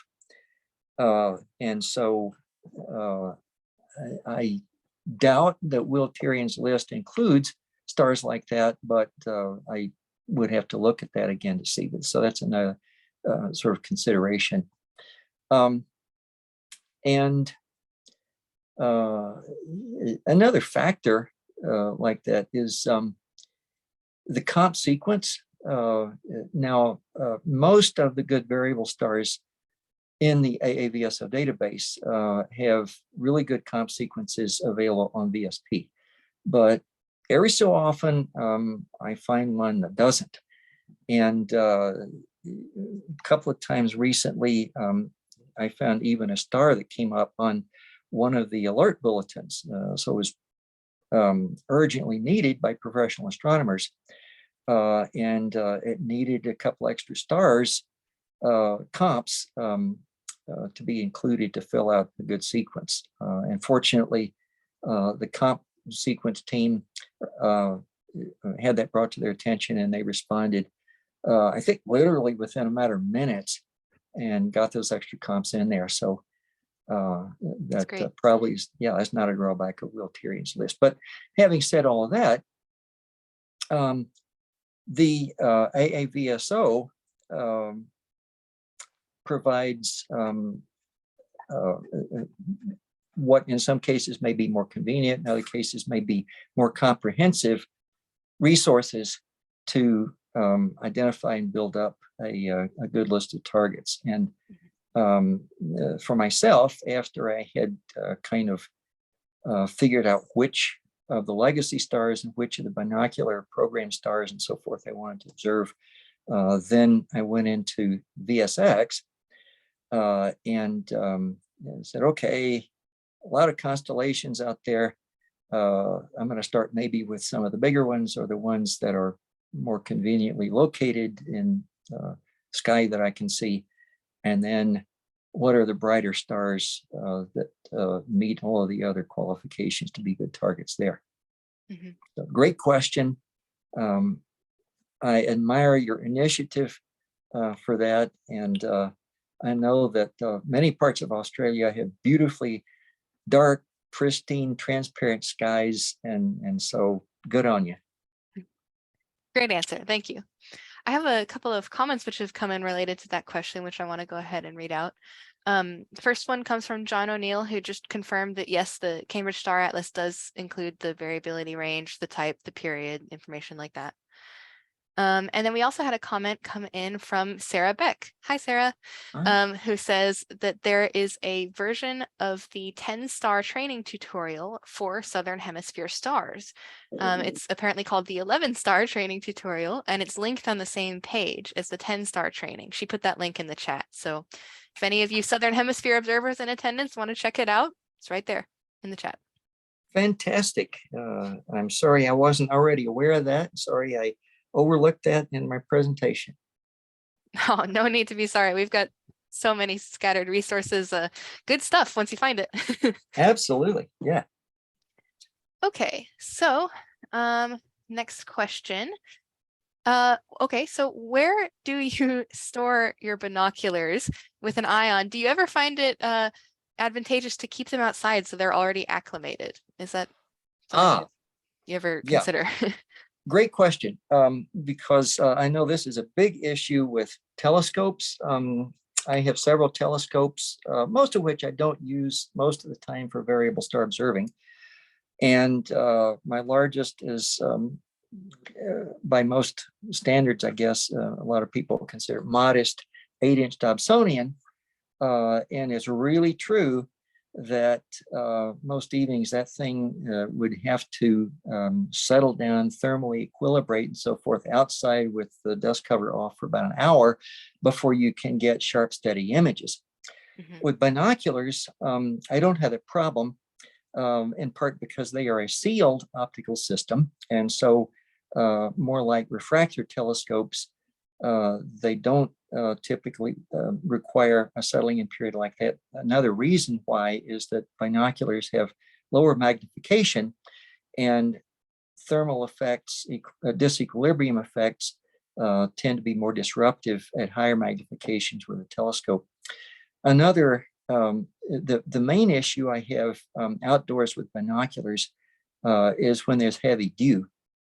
And leaving them outside would actually worsen that problem, I found. And so what I often do when there are problems with dew, I know that there are dew shields and things like that that are available, but I have more than one pair of binoculars. And if it's a heavy dew night, I'll just rotate them in and out. I'll try to leave them actually indoors as much as I can, and bring one outdoors for a few observations, and then take it back in and switch before it gets dew on it. Because once you get dew on the lenses, basically your session is done. I mean, there again, an electrically heated dew shield can, given enough time, evaporate dew once it's collected, but that takes a long time and it has some other trade-offs. Mm-hmm. Okay, thank you. Mm-hmm. And let's see. Our next question here comes from Ray Tomlin, who wants to know if you have any opinions on birding binoculars being used for astronomy, especially whether the expensive ones would be useful for astronomy, whereas the cheap ones maybe not. Yeah, so with birding binoculars, I assume that you're referring to things like 8x42s, or if any clarification in the question is able to come up, I can focus my answer a little better. But some people use 10x42s for birding binoculars. And my personal preferences have evolved some over the years. Right now, if I had to pick a single all-around favorite unique set of binoculars to use for variable star observing, if it's the only pair that I could use for it, I would probably say 10x42. Mm-hmm. And so if that's in the scope of what you're considering in birding binoculars, then absolutely, that's a super choice. Birding binoculars, from what I have seen, do tend to be somewhat more expensive than what are considered more sort of popular or maybe entry-level binoculars. And as I have personally, there was a time 2 or 3 years ago, I had a chance to go try out at least 30 or so pairs of just 10x42 binoculars in a local store. And I was amazed at the difference in the brightness of the image, not so much the sharpness, although for some models that also came into play, but the brightness and the contrast and the vividness of colors in the image of some binoculars versus other binoculars. Mhm. And so I really learned in direct A/B comparison that if your budget is prioritized to be able to accommodate it, that it is worth a few extra bucks to get at least what I guess in the range of things would be considered a mid-level pair of binoculars. It doesn't have to be the $1,000 Leupold Zeiss realm. I tried out some of those, and there were some in the $200 price range that performed almost as well, and for purposes of visual star observing, just about as well. And then later I found one of those available reconditioned for $130. And so in terms of, some people find good used binoculars that are high quality at a discount. But certainly birding binoculars, if they are in that range of somewhat higher quality, will be great for variable star observing.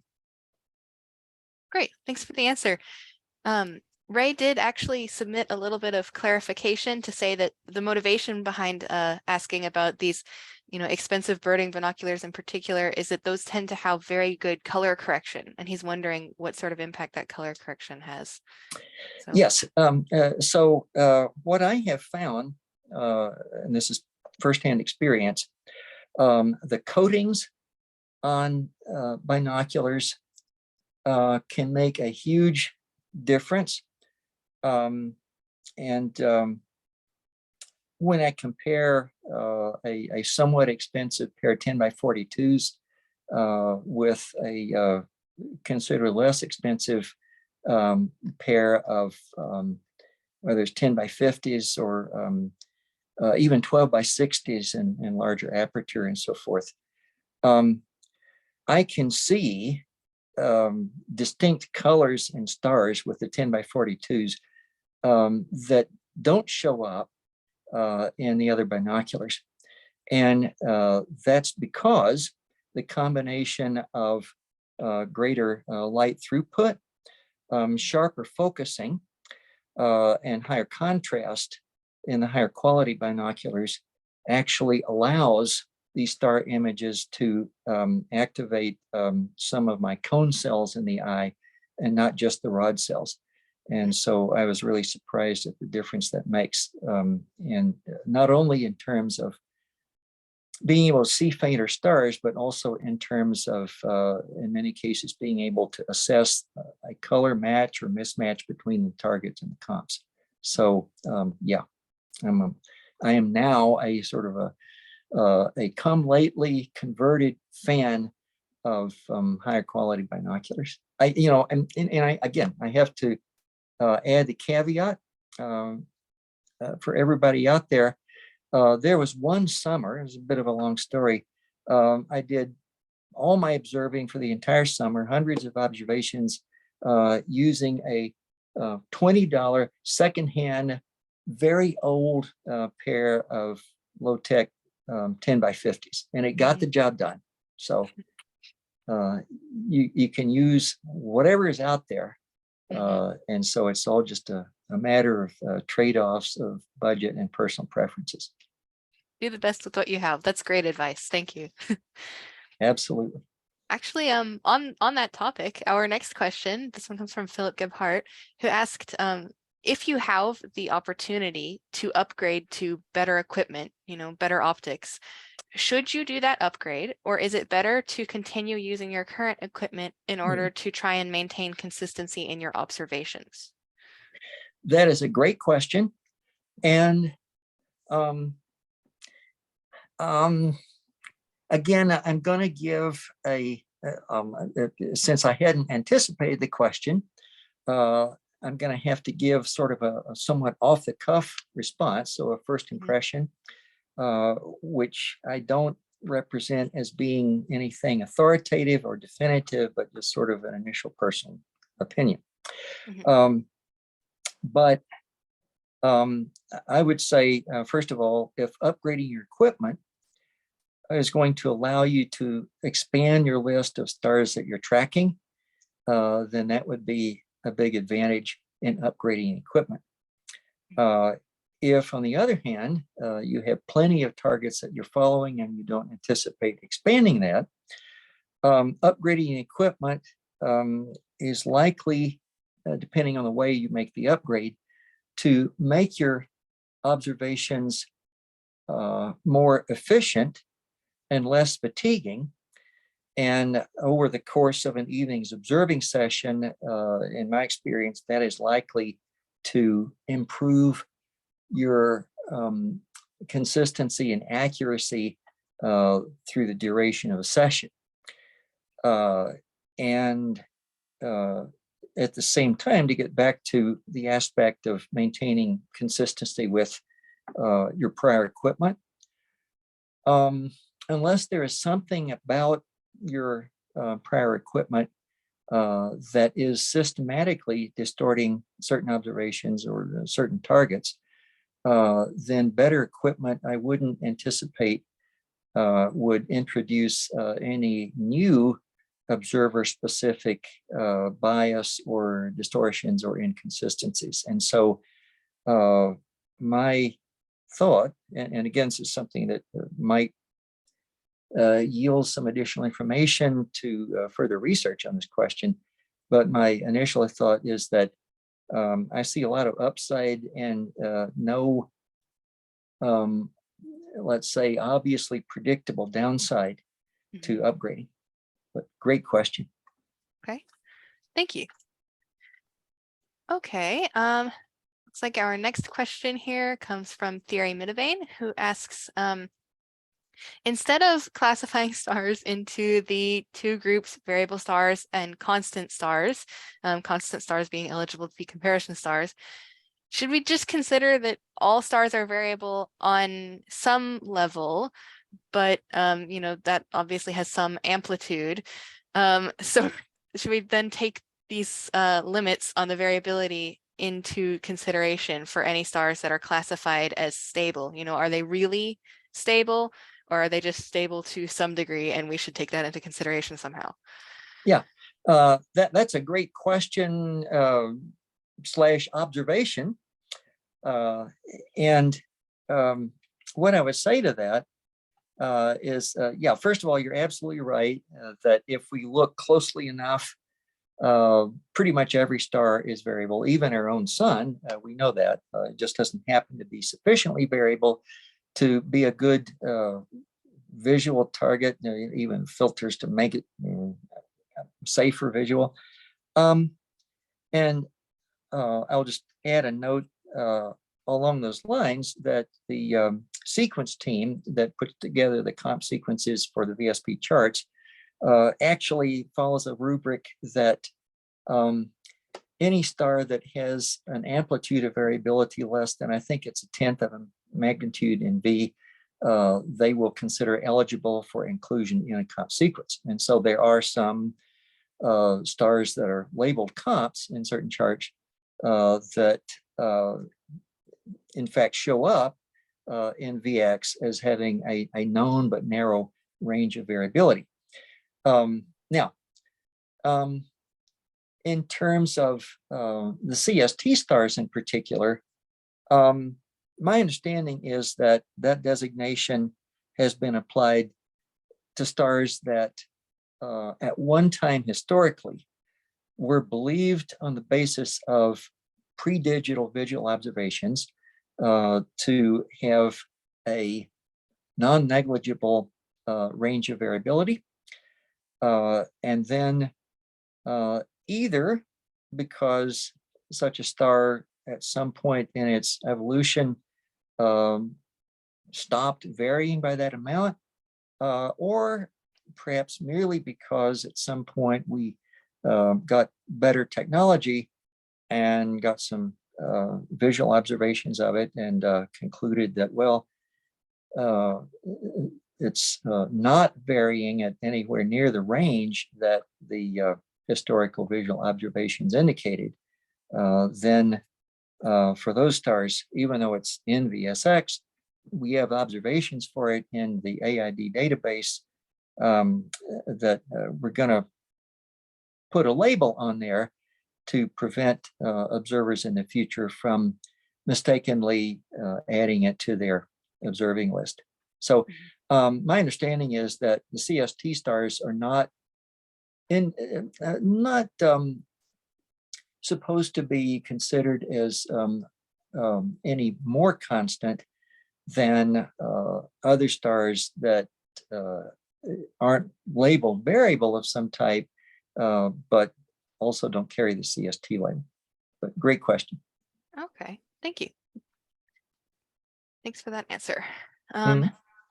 So we are going to go ahead and take 4 more questions and then wrap up. Looks like these are going to be the last 4. So first of all, Kathy Griffiths would like to know whether you have any preference for poro or roof prisms. Do you notice any difference? Another excellent question. Okay, and this gets into some physics and optics and engineering and marketing and so forth.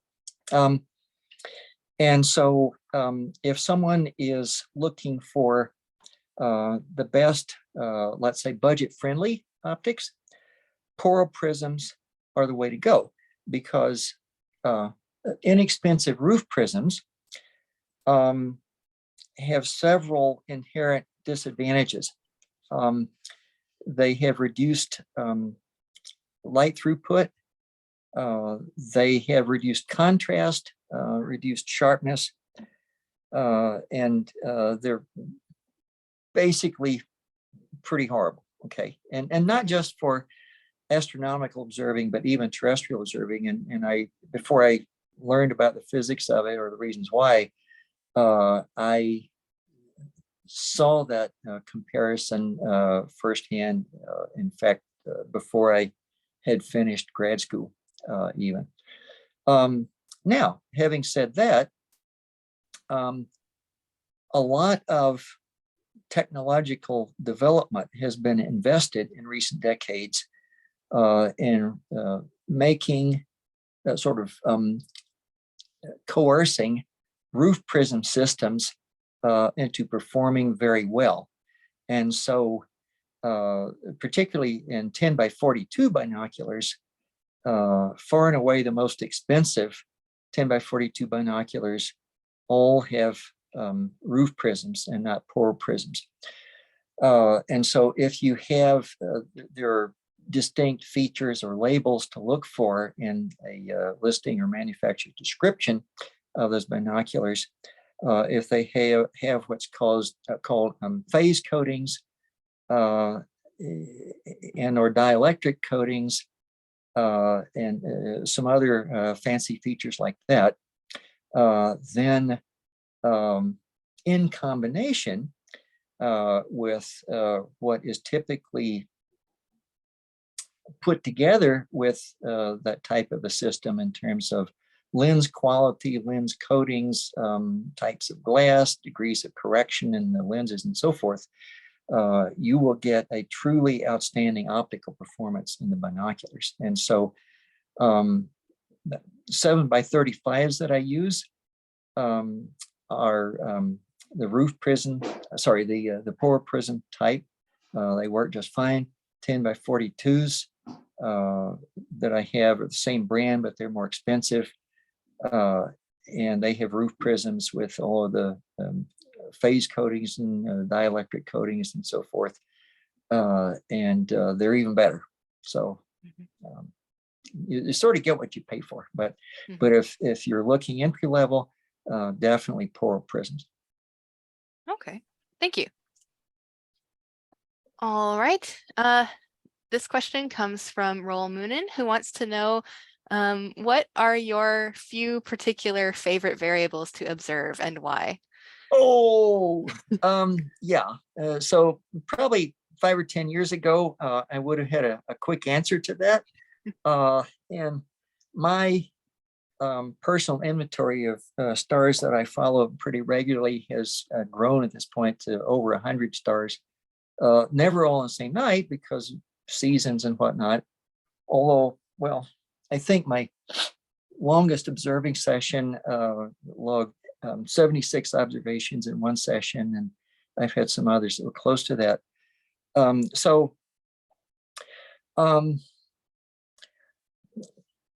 I will say the 3 slides that I put up that showed some of the brighter variable stars include some of my favorites, but even those lists include some that I don't regularly observe. So Alpha in Hercules, for example, I don't often observe that for a variety of reasons. Stars in Cepheus, I don't tend to observe regularly for a variety of reasons. And then some of my favorites actually are not in any of the AAVSO program lists. And so one that was on a slide that I put up earlier that I really like is U Vulpecula, okay? And that's right to the left of colander 399, the coat hanger asterism. I really like it for a whole lot of reasons. One is the level of brightness. It's around 7 to 7.5 magnitude most of the time. It has a nice period so that from week to week, you can often see changes that are bright enough that they form a light curve. It has a great comp sequence, so there are several nearby stars that conveniently bracket it between narrow ranges of magnitudes. That's I guess the best reasonably concise answer I can give off the cuff. There are a number of those. Okay. Well, I'll mention one other. X Cygni is another favorite of mine. It has a very regular but short period light curve that spans approximately 1 magnitude. Even though it doesn't always show up on the target tool as something that's good to observe, it's one of those things that you can usefully observe every clear night. And it will typically be visibly different in brightness than the previous night, except if it's near max or near minimum of its light curve, then it is a little slower turning the corner than when it's doing the big dive toward the trough or the rapid ascent toward peak. It has also an excellent comp sequence around it. It's pretty easy to find. I don't think that was on any of the program lists. And then there are a lot that are on the program lists that I like. And so I just kind of refer you to the program list for some of those. Well, great. Thank you. And that last one you spoke about was X Cygni, right? Yes. Great. Well, I've made a note of that. I'll have to add it to my own program. The nice thing about that is that there are 2 other good negative variables, 2 or 3 that are in the same field of view, actually. So right below it is V568 Cygni. And that one calls for a little less frequent observing cadence than every night, but it has a similar range of variability and good comp sequence. Y Cygni to the left is an eclipsing binary. And I'm not a huge fan of eclipsing binaries for visual observing because most of the time they're pretty constant, and then every so often they do a quick dive and a quick rebrightening. And unless you happen to catch it at the right time, then your observation isn't going to contribute very much to scientific value. However,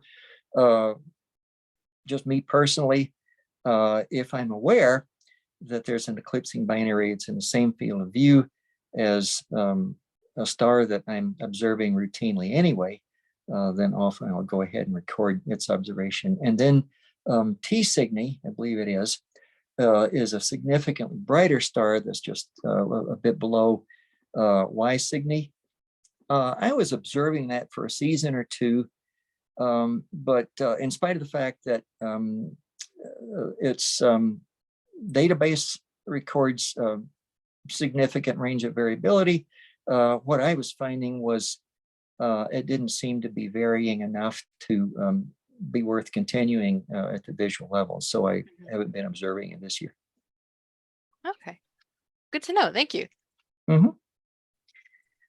Okay, and then next question comes from Philip Gebhardt, who says, you were talking earlier about how we have a visual bias whenever we observe red stars. Given that, is there an advantage to focusing only on one particular color of variable stars or one particular type, such as only observing carbon stars? Would that help make our observations more consistent versus observing all kinds of stars? That's a good question. And I'm intrigued and impressed that you actually took that question in the other direction than I was expecting when I heard the start of the question. I am not aware of any reason why concentrating on red stars would lead an observer to be more accurate in them. And although it's a slightly separate question, I'm not sure that I can think of a convincing reason why the observations be more consistent over time either. Because when we're making those observations, we're not aware of the bias. And, I know for myself, there have been times when I have made an estimate, logged it, entered it, and then maybe a month later went back and said, okay, how does that line up with the light curve as it had evolved from other observers then? And I'm one of those observers who is typically probably 3 or 4 tenths of a magnitude below the digital V light curve, depending on the particular star. And so I briefly began to wonder, should I eliminate red stars from my personal observing program? So I went back and I looked, okay, what are the color spectra for stars of different types? All the Mira stars basically are red. Well, Miras are the most fun to observe a lot of the time with decaps and other things too. But so that didn't seem to be a practical solution to the problem. But great question. Okay, thank you. And then another question here was, is there any benefit to observing a star multiple times in a single night and then taking the average of those observations? Wow, that is a great question. I had never thought about it. I don't think, actually, I have tried that a few times with different stars. And in those cases, it was typically a situation where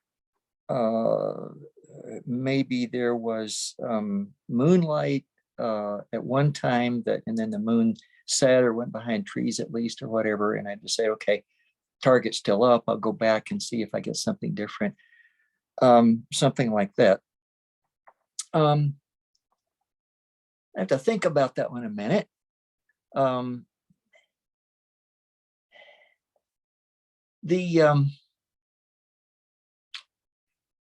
guess my best answer to that is if you're willing to try it and see what happens, I think it's a great idea to see. Now, having said that, is the average the best estimate to enter the database?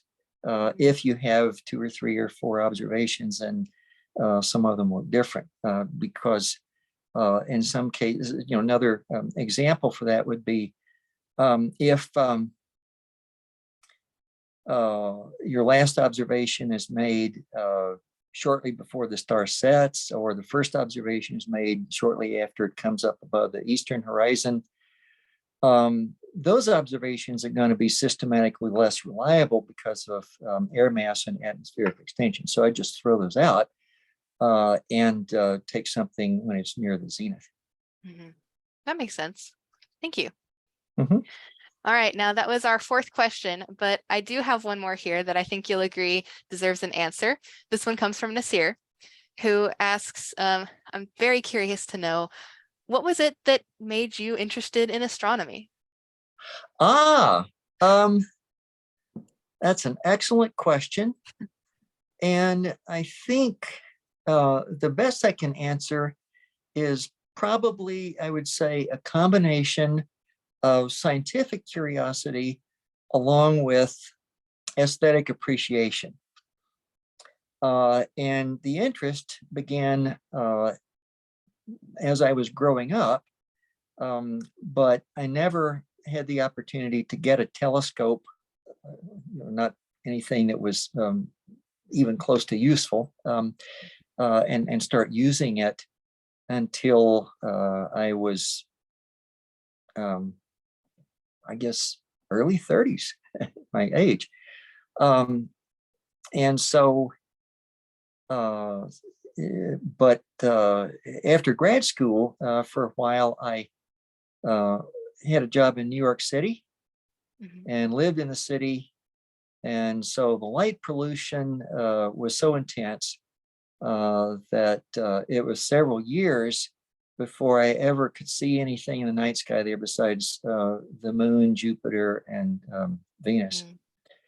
And so then after a few years, when I moved to a different city and was living in the suburbs and the sky was actually reasonably dark at night, I said, I have got to get a telescope now that I'm in a position to. And I started just with a 60 millimeter f11.7 refractor because I didn't want to spend a whole lot. I didn't know if I'd really enjoy it or want to invest the time and energy and so forth and attention to start doing that.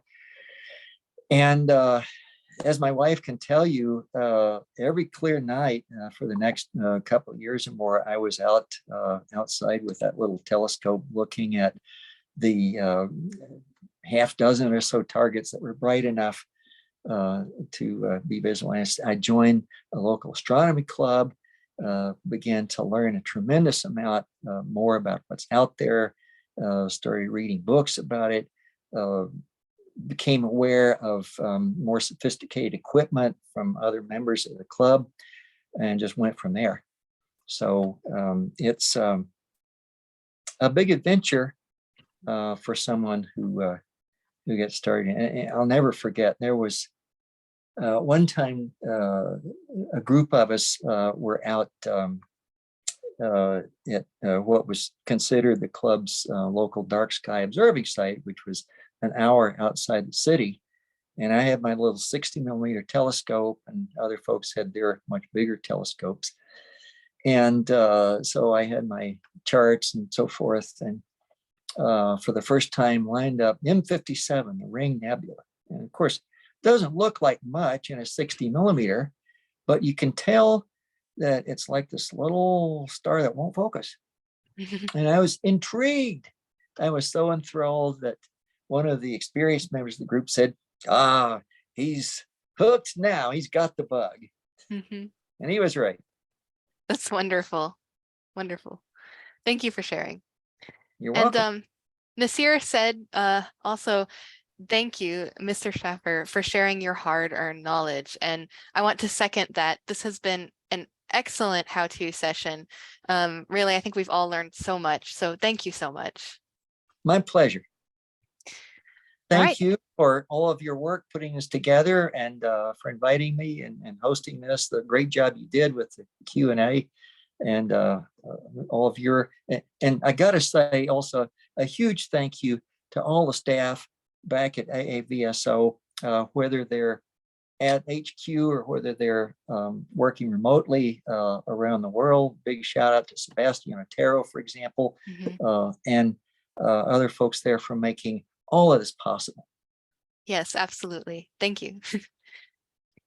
All right. I'm going to go ahead and put up our closing slide here to be the backdrop of our announcements. Ta-da! All right. So thank you again, Dr. Shaffer, for a wonderful session. I just can't say it enough. I would also like to, as we close our webinar today, I would also like to thank again our sponsor of this how-to series, that's Boyce Astro. The Boyce Research Initiative and Education Foundation provides online astronomy education, observatory resources, and research experiences to students, student teams, and schools in order to learn how to perform observations, conduct research, and publish their results in scientific journals, such as the Journal of the AAVSO. Please do check out their webpage to learn more about their work. Today, I would also like to express a special thanks to all of you who are here in the audience. It's your participation in our programs which allows us to keep growing, keep educating, and keep making an impact on the field of variable star science. So thank you, each of you. We really couldn't do it without you. All right. Now, if I could call your attention real quick to the link on this slide where it says aavso.org/programs-events. We have just added to that page a new interactive calendar.